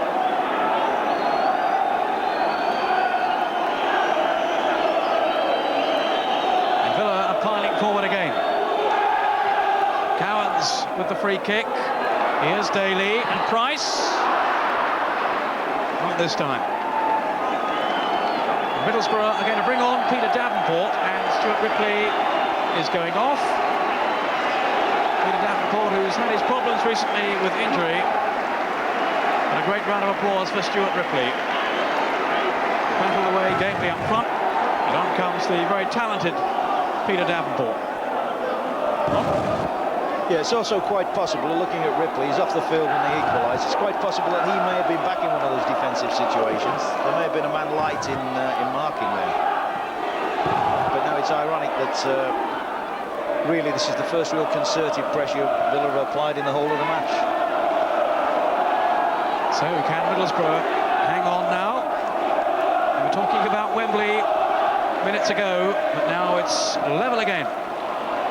Villa leading by a goal to nil on the night, and the aggregate scores are level at 2-2.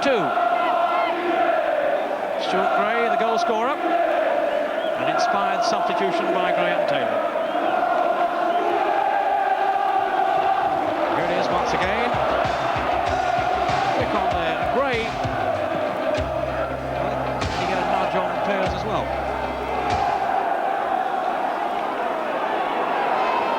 Mohan. McGrath. Villa will be lifted now. It's a test of character for Middlesbrough. Having been in front for so long in this game, from that lead from the first leg, there are now 10 minutes left here. Extra time is looming. Too hard to skip to beat then, as Coleman's intended back pass almost fell for Pratt.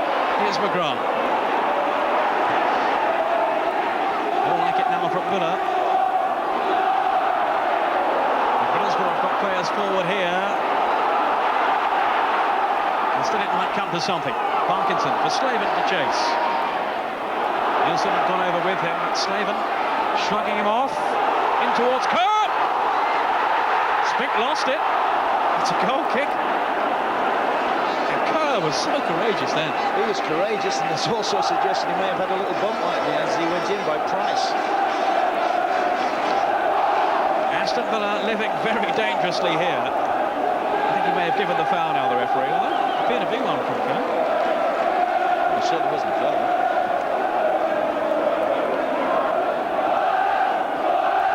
But are we now going into extra time, or can one of these two teams find a winner in the last few minutes? Daly now. Goes away from Mohan. There are three in the middle. That is the unpredictable side of Tony Daly, Ron. That's right, but I mean, Villa are playing now as the way we thought they'd play most of the second half. They're carrying the fight, they're pushing players forward, and they're trying to build up, as I say, a concerted momentum. The goal has certainly stunned Middlesbrough. David Platt, the Aston Villa captain. Although Stuart Gray is now on the field, so perhaps he's taken over the armband. Gray, the club captain. Platt, the captain when this game got underway tonight. Parkinson now. Kernigan with the pass. Here's McGee. Too long though for the front players. Safely in the arms of Spink. And off come Villa again. O'Neill's header on. Of course, just to remind you, if it goes into extra time and they still can't settle it, then it's all down to penalties. Proctor. crowd, urging Middlesbrough on.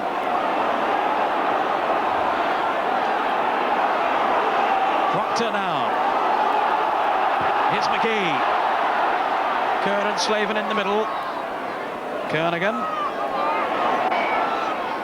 Parkinson's cross. Away by Price. Are Middlesbrough going to be denied that Wembley place after all?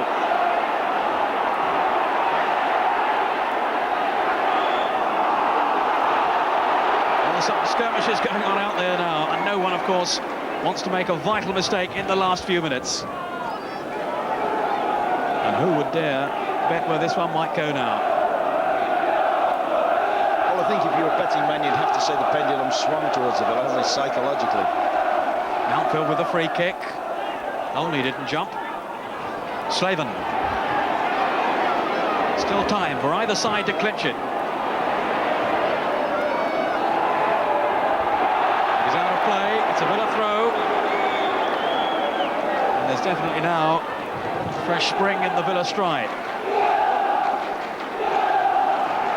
Thanks to the goal from Stuart Gray. Way by Mowbray. The wind brought it back again.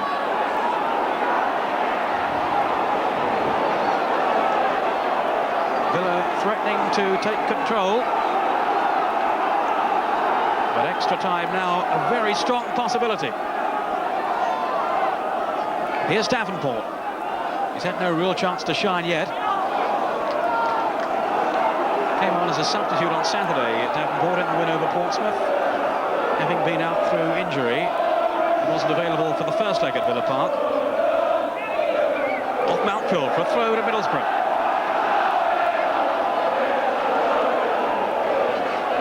Five and a half minutes to go. Mohan taking the throw. Kernigan. Now then for Davenport. Powerfully away though by McGrath, but here's Mowbray. Parkinson now. Driving the ball in, but straight at Cowans.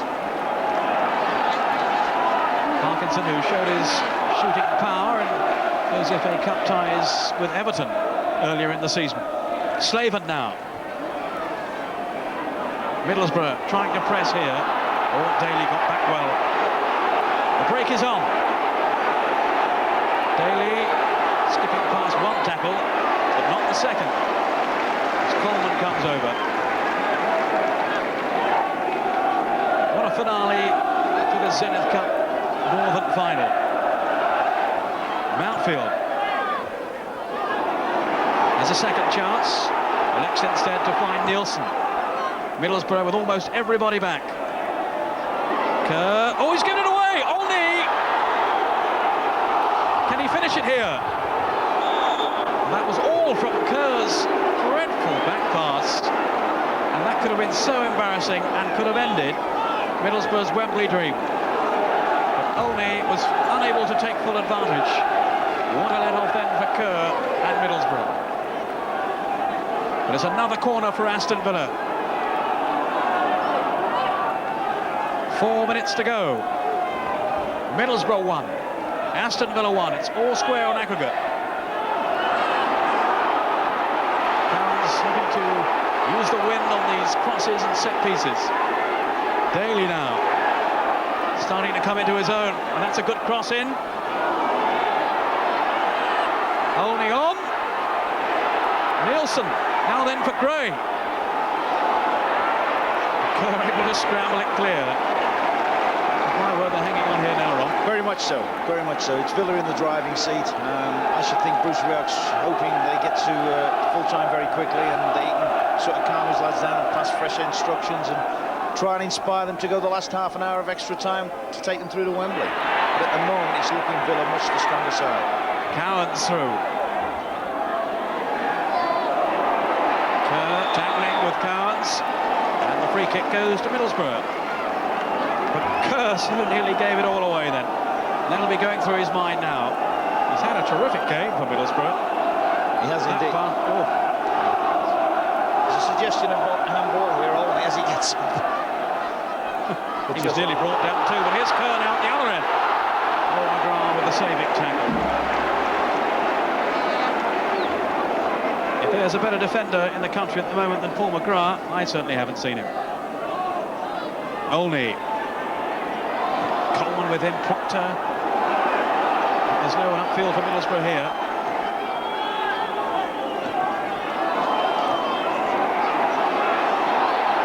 Price. Is that a foul? No. Mohan. It was a good tackle. Kernigan now. Proctor. 2 minutes to go. Parkinson now for Middlesbrough. Can they steal it now? Here's Slaven. Davenport. Kerr taking over. Just over the bar. And from almost giving a goal away at the other end, Kerr so nearly snatched it then for Middlesbrough. A well-worked move then by Middlesbrough.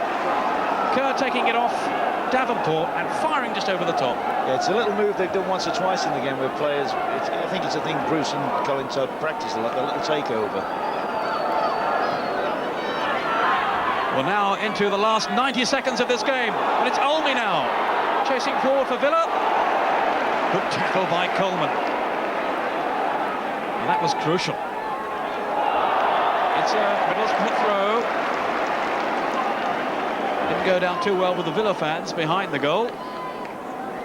But as we go into the last minute, it's drama right to the end here. And just to remind you, we're into extra time if they can't settle it in the last 60 seconds. It's a Villa throw. Mountfield to take it. Trying to find Platt. It's Mowbray heading away for another corner to Aston Villa. And Mowbray has some more organising to do now. It's Cowans with the corner. Nielsen is in there and Olney on Mountfield. Daly forward. McGee, here's Daly. In towards Platt. Stephen Pears just holding on. I think it's also fair to say, Peter, in the last, 20 minutes or so, the wind has really got up. It's a lot more blowier now. They've got a much stronger wind behind them than the worst first half. And they're all credit to Villa at the moment. They're taking full advantage of it. But what will happen, I wonder, in extra time, if indeed it does go to that? It's looking more and more like it now. Slaven. Only seconds left. Price in before McGee. What a cup tie. Here's Olney. Cowans threading it on. Too long for David Platt. Stuart Gray's goal has brought Aston Villa right back into this final. Winners to go on to Wembley.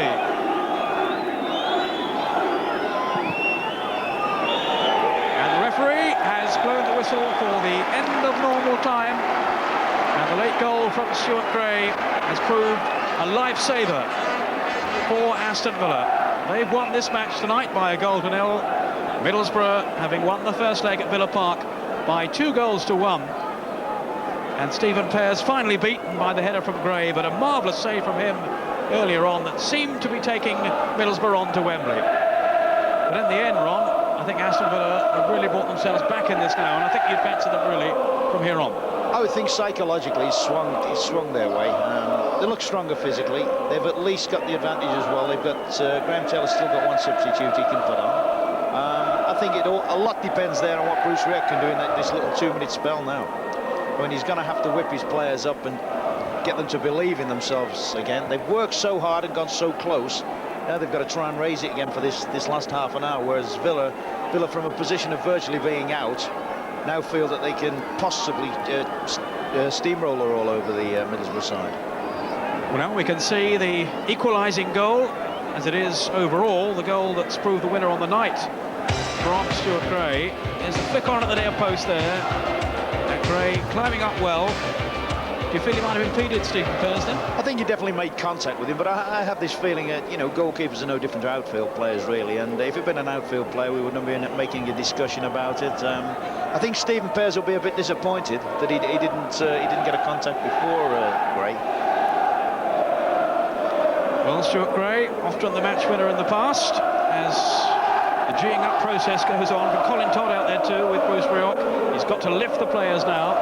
Peter With, looking on from the studio. How do you feel it's going to go now?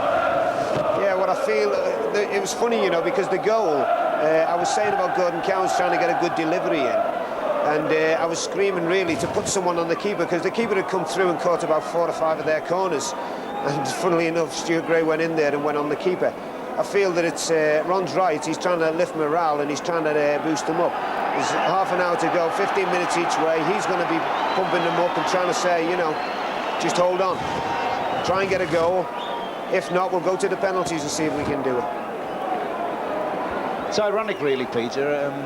I was at Villa Park last season when Middlesbrough were leading 1-0 in a very vital league game for them, and Stuart Gray came through and nodded in an equaliser in the last minute.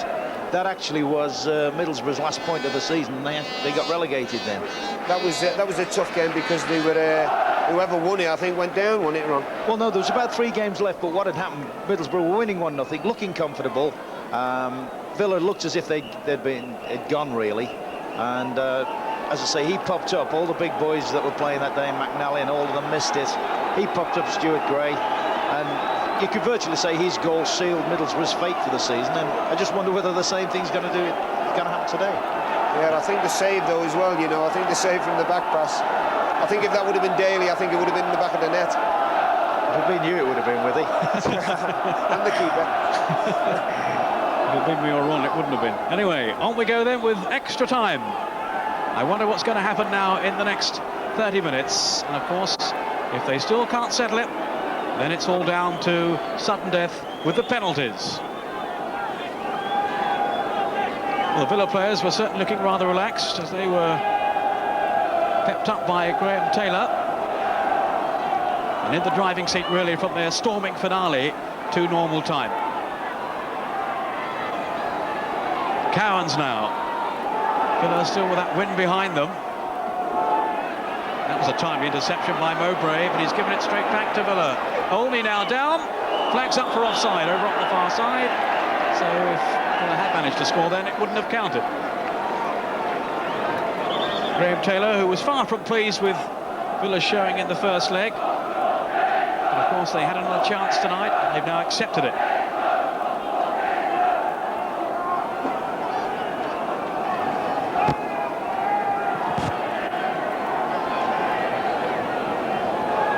Kernigan chasing with McGrath. McGrath taking the throw himself. 15 minutes each way, of course, in extra time. Daly now. He ran straight into a sea of red-shirted defenders, though. Slaven. Turning one way, then the other. Proctor now against Davenport. Away to his left here. Producing the vocal encouragement that Bruce Rioch had called for beforehand. Davenport now. It came off Mountfield. It's a corner. Great excitement here at Aston Park. There's nothing like a good old-fashioned English cup tie to stir the blood. And they're relishing this match here. It will be the prize for the winner. Coleman has come up. And Mowbray too. Proctor's corner. McGrath to the rescue.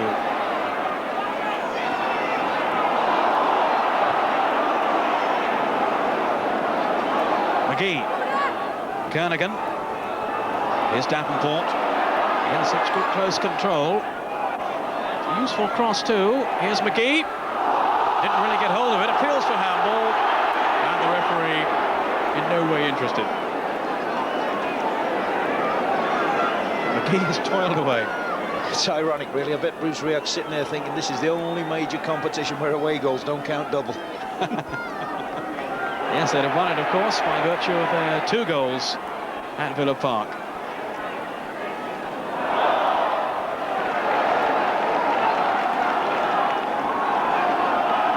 Middlesbrough throw. If you're just joining us, we're now in extra time in this northern final of the Zenith Cup. The second leg. Villa leading by a goal to nil on the night, so it's 2-2, all square on aggregate. Lord Daly might be in here.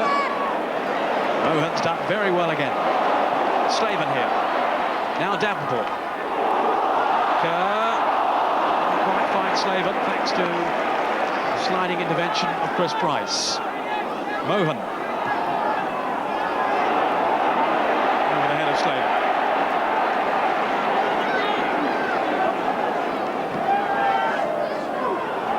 Mowbray. What an example he has been to his teammates tonight. Tony Mowbray, back after suspension, of course. Proctor now. It's Parkinson.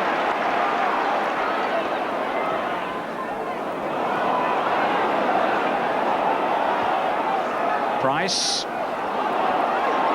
Off he goes on one of his runs. Platt now. Good pass from him. Too long, though, for Platt and Price coming in. Stuart Gray supplying the cross.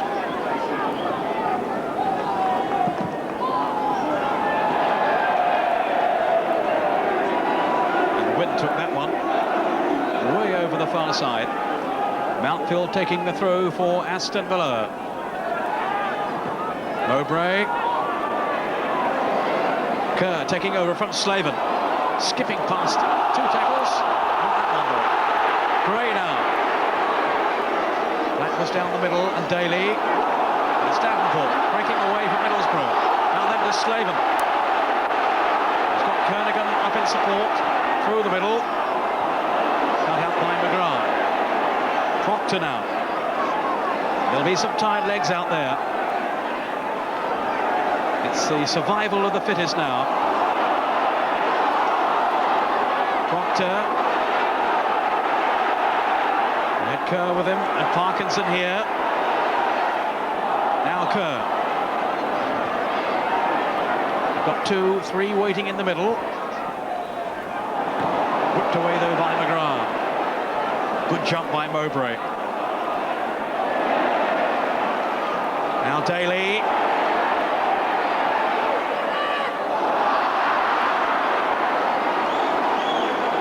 McGrath's playing as if he's got magnets in his feet, isn't he? Virtually every ball, every cross that's put in seems to be attracted to him.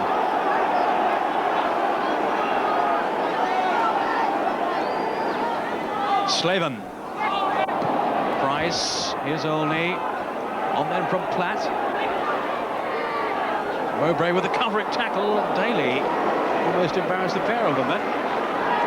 But it's still all square in this northern final of the Zenith Cup. You're watching live and exclusively on Sky. We'll be with you right through to the finish, of course. It may well go to penalties, but there must be a finish tonight. Someone has to go on to Wembley. Daly.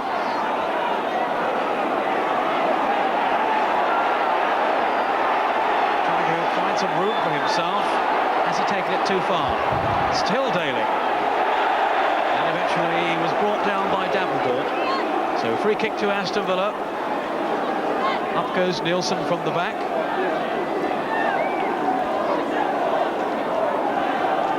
Still in the first period of extra time.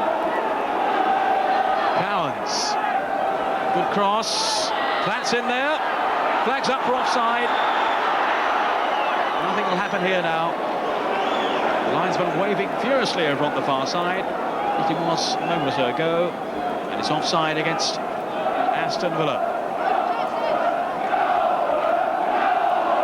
Come on Borough now is the roar around Aston Park. Can Middlesbrough lift themselves again? And will Aston Villa go on to reach that Wembley final? Davenport. This is Cowans. Now for Gray.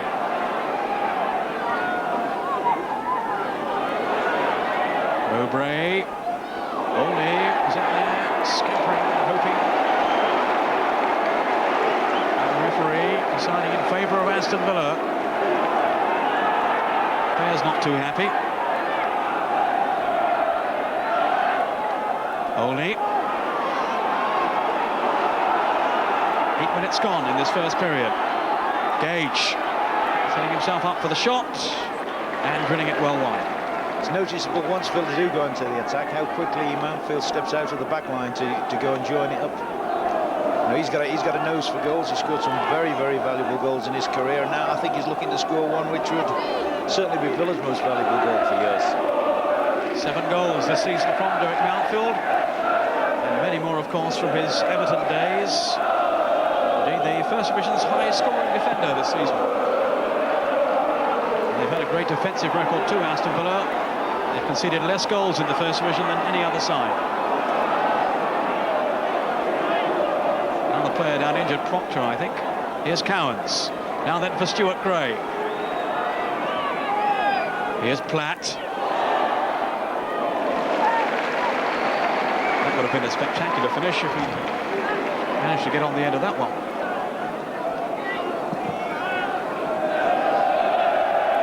Kernigan is the target here. Turning away from McGrath. Nielsen pumping another one forward. Platt's onside. Daly's in the middle, and only 2. But they're looking a little tired at times now out there. Villa, of course, should have been fresher for this one. They didn't have a match on Saturday. Their game at Queen's Park Rangers was called off. Middlesbrough beat Portsmouth at home. So stamina will certainly play a part now. Extra time.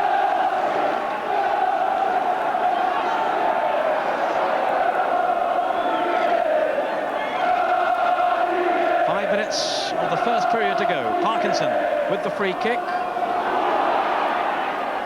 Cross came Mountfield. Now is there a chance here for Middlesbrough? The bugler thought about bugling but didn't.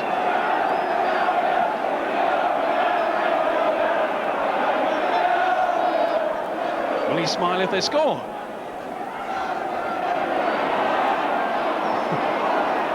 There's the cross in.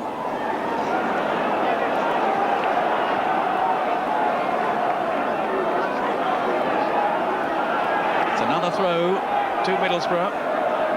Parkinson looking to hurl another long one in. McGee. Came off Gray. Just kept it in play. Mohawk's header. Now, the linesman, I think, may well have signalled a corner. Not too good a view of it away to my left. The referee has given the corner. Coleman making his way forward from the back. Mowbray too.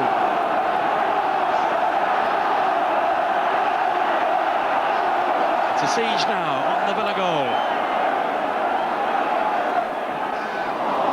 Mowbray. Kernigan. Another corner. Again off Stuart Gray. The crowd wondering now if Middlesbrough can do it. It'll be Proctor again with the corner. Mowbray. He is challenging. Davenport! And it's there from Slaven! Ernie Slaven has done it! And the crowd here have gone absolutely bananas. Ernie Slaven, goal number 24 for him this season. And he has put Middlesbrough back in front. It's unbelievable. I couldn't help thinking when the ball from the previous corner had fallen to Kernigan, just thinking, would this one have fallen to Slaven? And there he is, seconds later. He really hasn't had a kick in the penalty box all night. And at the first chance, he shows what a sharp little finisher he is. When it's anywhere in the 6-yard box, he's as good as anything in football. He switched so well from right foot to left. Super finish from Slaven. And the crowd here celebrating now. Are they on their way to Wembley?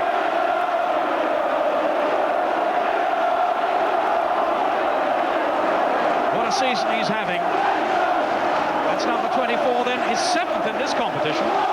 He, of course, scored at Villa Park. And the crowd now in tremendous voice. Bruce Riddle, no emotion on his face. He knows it isn't over yet. Just a couple of minutes of the first period of extra time to go. McGrath for Aston Villa. Flat. Parkinson coolly steers it back. Well, Ron, they've turned it round again. Very much so. I mean, it's ironic how little things change for you. I mean, there was play going on, and all of a sudden the linesman's given a corner that nobody else has quite seen, and how vital that could be to Middlesbrough's cause. Well, they're delighted. I would like to see what the bugler's doing.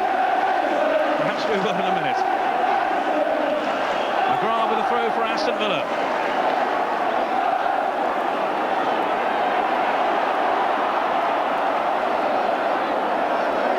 Nearing then the end of the first period of extra time.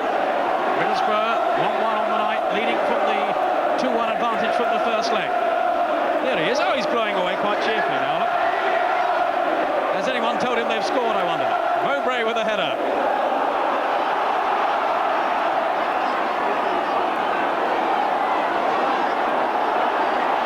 Olney. Still Aston Villa pressing. Kernigan. Now then to Parkinson.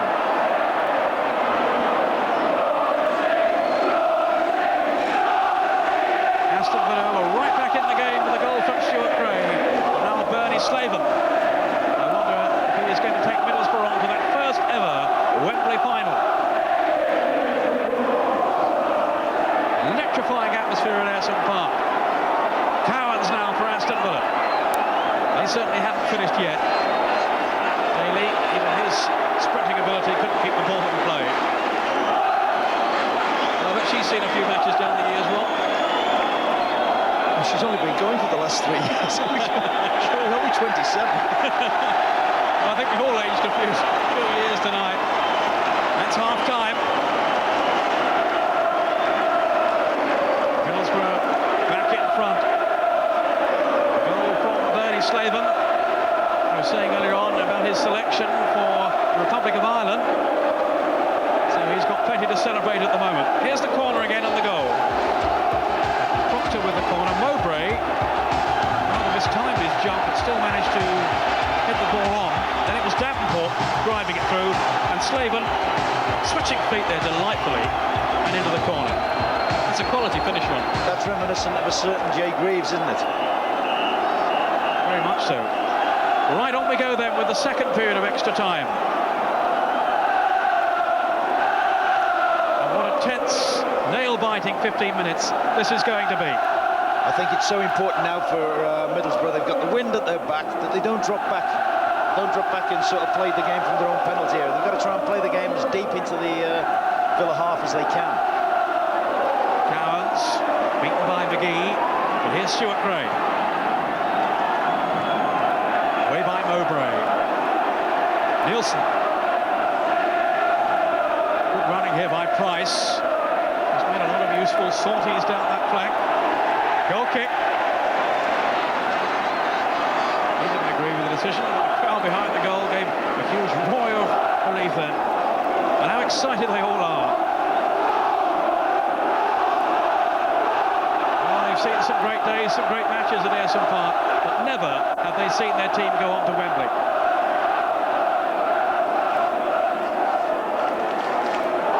Davenport now.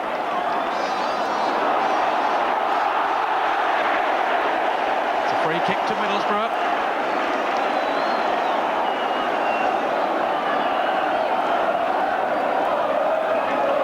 Davenport, who's come on to some good effect as a substitute. Here's the free kick, looking for Kernigan. Nothing doing this time, though. Peter With, how do you think it's going now? Yeah, I was thinking in the first half, really, the three centre-backs of Villa, they're covering the left-back position, and they've pushed Stuart Gray forward as far forward as they can now. And they had a great spell, and it was ironic, really, that I was thinking exactly the same as Ron, really, when the linesman must have good eyes to give a corner, and I was saying it's going to be ironic if they get a goal from this. And they did, all right, they took the corner again, but they got a goal from it. Pass set from Cowans going astray. So a few more seconds ticking away. Bernie Slaven, the man whose goal has Middlesbrough back in front overall.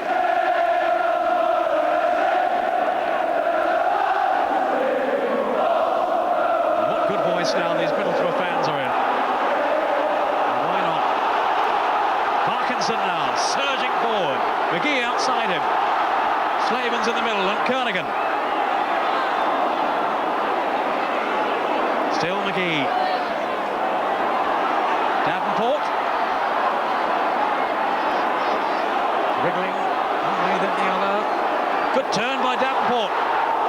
If he'd have finished it then, well, that could have been all over for Aston Villa. There's never been any doubt about the man's skill, Ron, is there?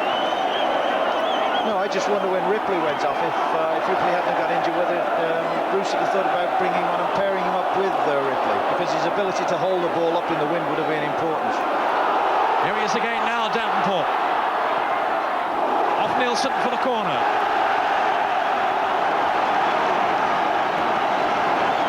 Things didn't really work out for Davenport when he left Nottingham Forest, but he's reviving his career now at Aston Park. And the pressure here is on Aston Villa. They're a goal behind overall. 1-1 on the night. Proctor with the corner. It'll fall for Kerr. It's there! What a moment for Kerr, the former Aston Villa man. And he's given now Middlesbrough a 2-goal advantage, and surely he's taking them on to Wembley. And I don't think anyone will begrudge him that, apart from a fanatical Villa supporter. He's worked hard, he's been very professional. He looked after David Platt in the first half. He probably had the most number of goal attempts. He nearly gave the game away with a back pass, and there it is. He may very well, as you say, have taken the distance now. Aston Villa hoping to spring straight back with Platt here, and only if McGee tidies up. What a strike then by Kerr. So often a fringe player at Aston Villa. That's his reply.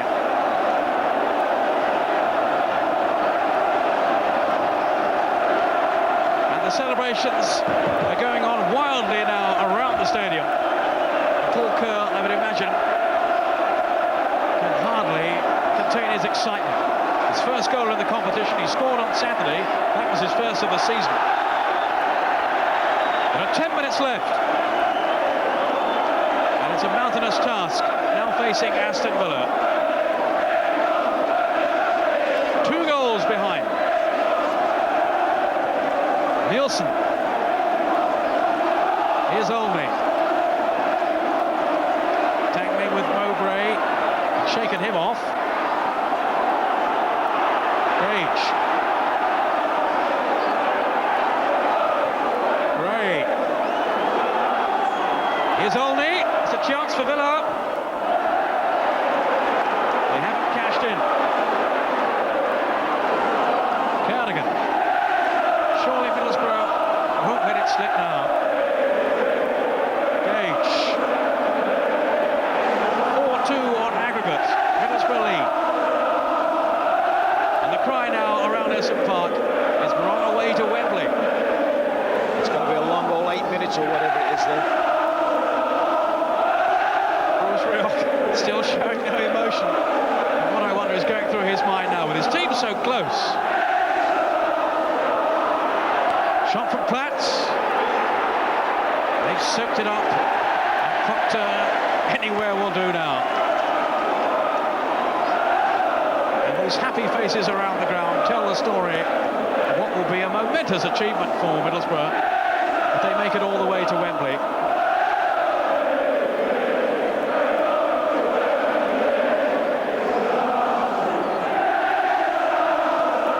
Platt. Gray's in the middle now. Here's Gray. Scorer of 1 goal for Aston Villa. Denied this time, though, by Stephen Pears. There's another anxious moment there for Middlesbrough. I think they've got to try and get the ball in the opposition half and push up the field as high as they can. Keep the game away from their own goal mouth as much as possible. Well, they have just got to stay calm now. So close to Wembley. Kernigan on, cut out by McGrath. Here's Gage. Now then for Daly. Cowans to Price.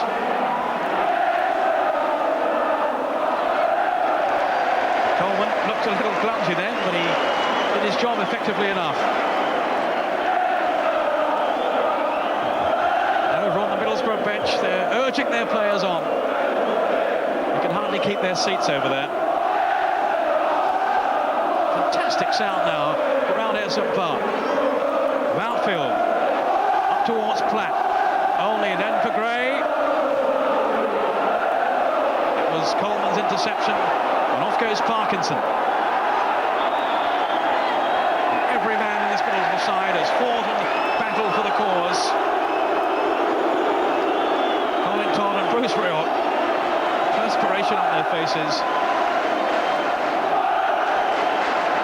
You can't sit still over there. You can't blame them really. They've done a fantastic job, Rioch and Todd, in guiding Middlesbrough right to the verge of a Wembley final. Of course, it was that combination, Rioch and Todd, who lifted Middlesbrough from their gloomier days back in '86 when the club were in danger of folding. They're not folding now, they most certainly are thriving.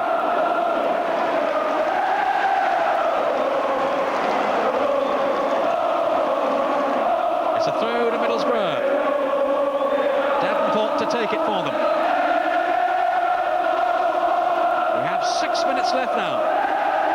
Kerr in with a header. Proctor, 2-1 on the night to Middlesbrough. They lead 4-2 on aggregate. Aston Villa were ahead in the first game, remember, and they scored the first goal tonight. And yet again, Middlesbrough have come so defiantly from behind. Kernigan losing out to McGrath.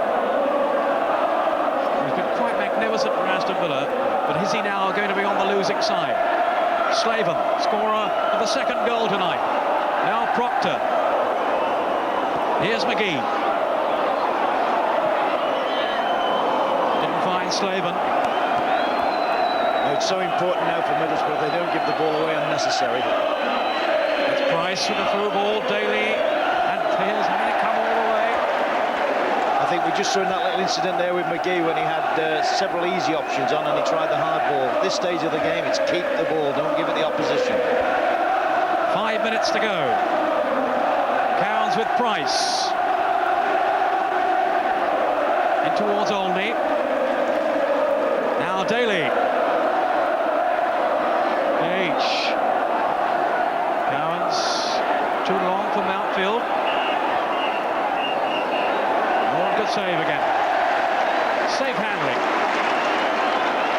Bruce Rioch with more instructions from the bench. Looking so calm and collected beforehand, Bruce, when everyone had been feeling inside.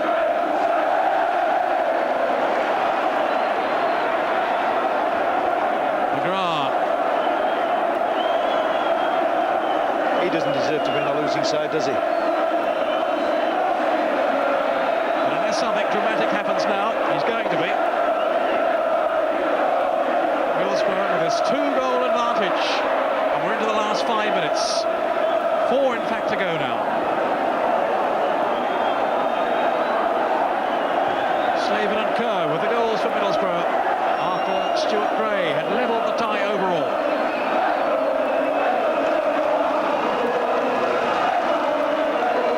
Celebrating this one for some time to come in Middlesbrough if they go on to Wembley.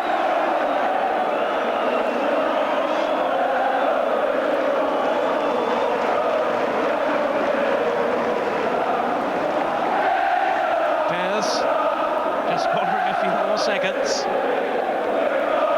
It's got Kernigan and Slaven to aim for up front. Nielsen with a header for Villa. Now Cowans. Can they come again? Middlesbrough, who rallied so well after the setback of losing Putney early on. Little Owen McGee has come on and produced wonders, really. Sterling display by him. And by all this Middlesbrough team, who are 3 minutes away from Wembley. Bruce Rioch will be so proud if they can't make it. Mountfield's throw. Kernigan. It's a free kick to Aston Villa. Flat. They know how sharp he can be. Appeals for a penalty, rejected by the referee, David Allison.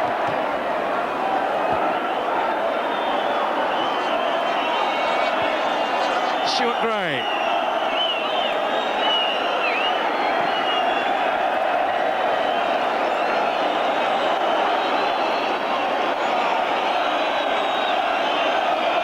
Just two other scores there. Brentford, this is the Leyland Daff. Brentford 1, Bristol Rovers 2. And Tranmere, I didn't catch the end of that one before it was removed from the screen. 3-0 the final score to Tranmere. Graham Taylor wondering what his team could do now. Into the last couple of minutes.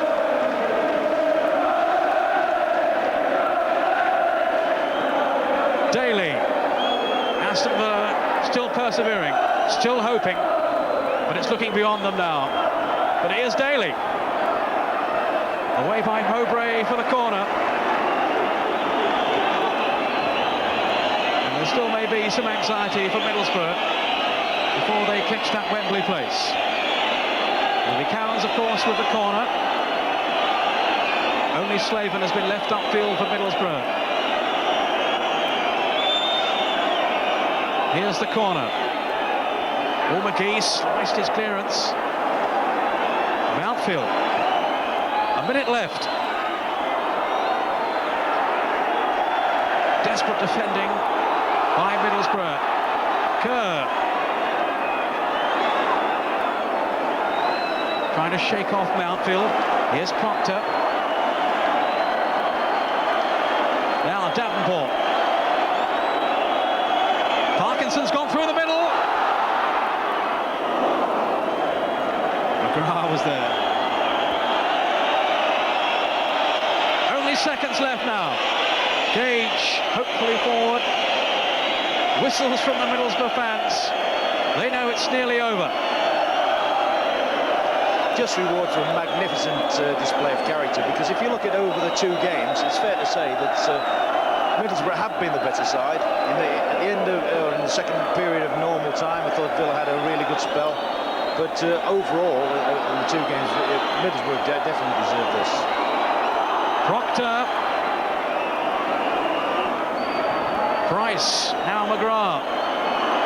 We're now into time added on for any stoppages in extra time. There certainly haven't been many of those. Gray. Still Gray, going all the way. It's safely in the arms of goalkeeper Pears.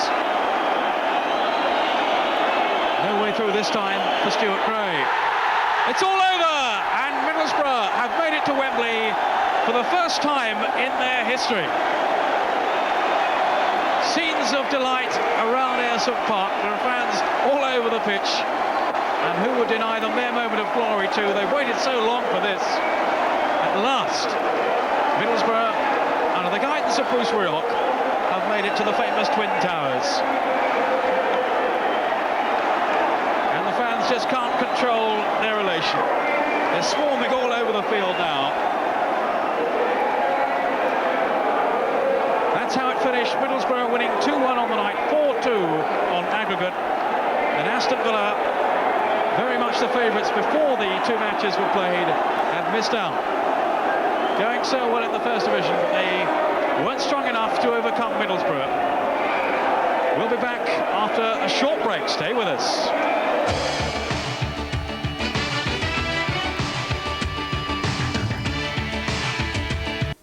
Coming to Sky Movies. The big names, the big movies. Stallone returns and there's no stopping him. Who are you?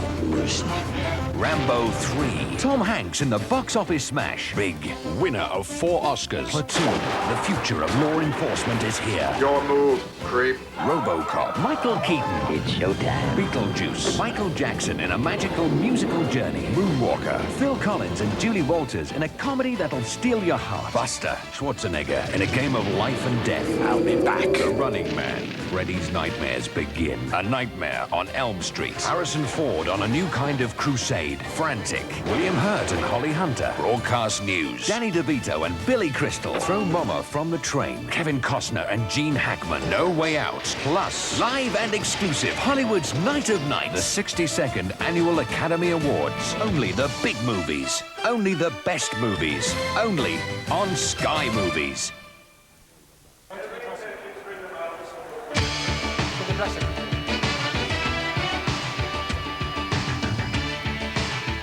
Welcome back. A piece of history. The whole ground is going mad behind me. And Matthew Lorenzo is inside the winners' dressing room with the Middlesbrough players. Matthew.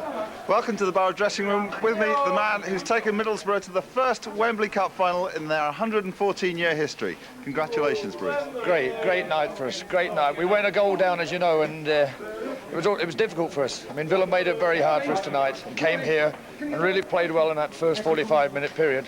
Made it hard, but we've got a great group of young players here.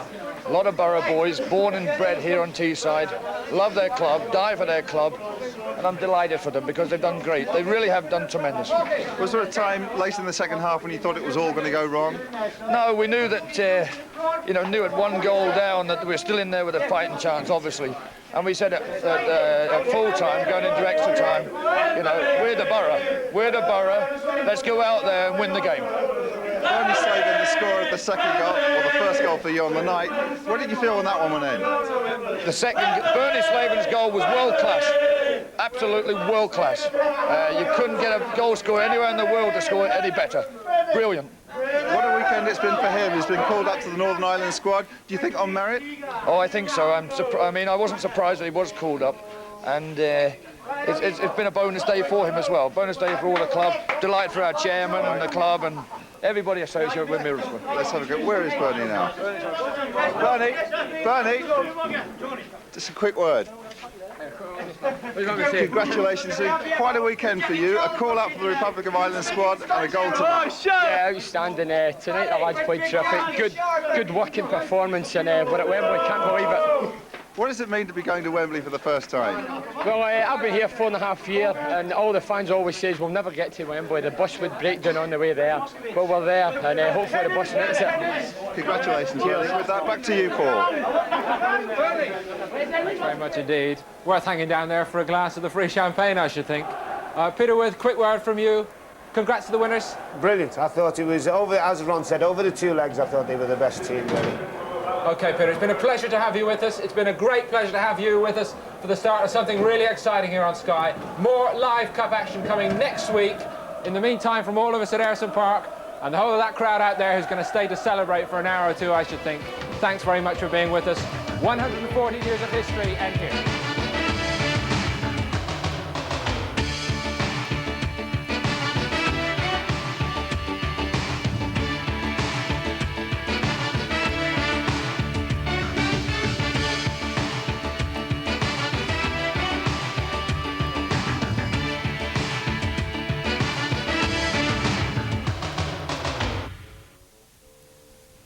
Hat-trick Gary. Yes, Gary Lineker joins me on Jameson tonight after this.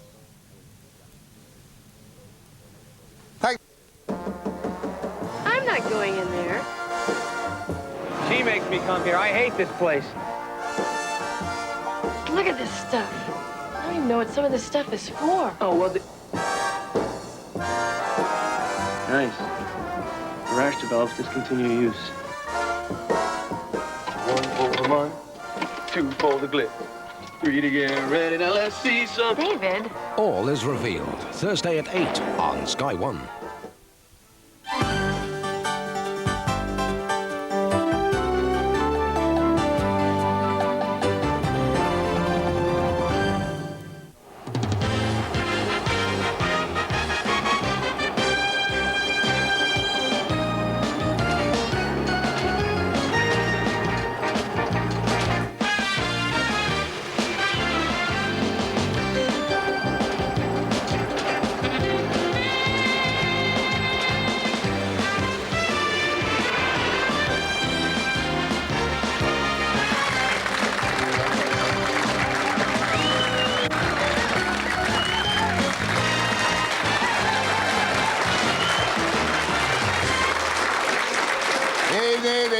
I'm Jameson tonight. How are you? All right? Don't say that, they'll think I'm copying that other daft ape. OK, good. Me, I'm livid. Why don't they leave that poor Fergie alone, eh? It makes my blood boil. There's supposed to be a storm now because she's going to fly to France later this week despite being 8 months pregnant. Well, good luck to her, I...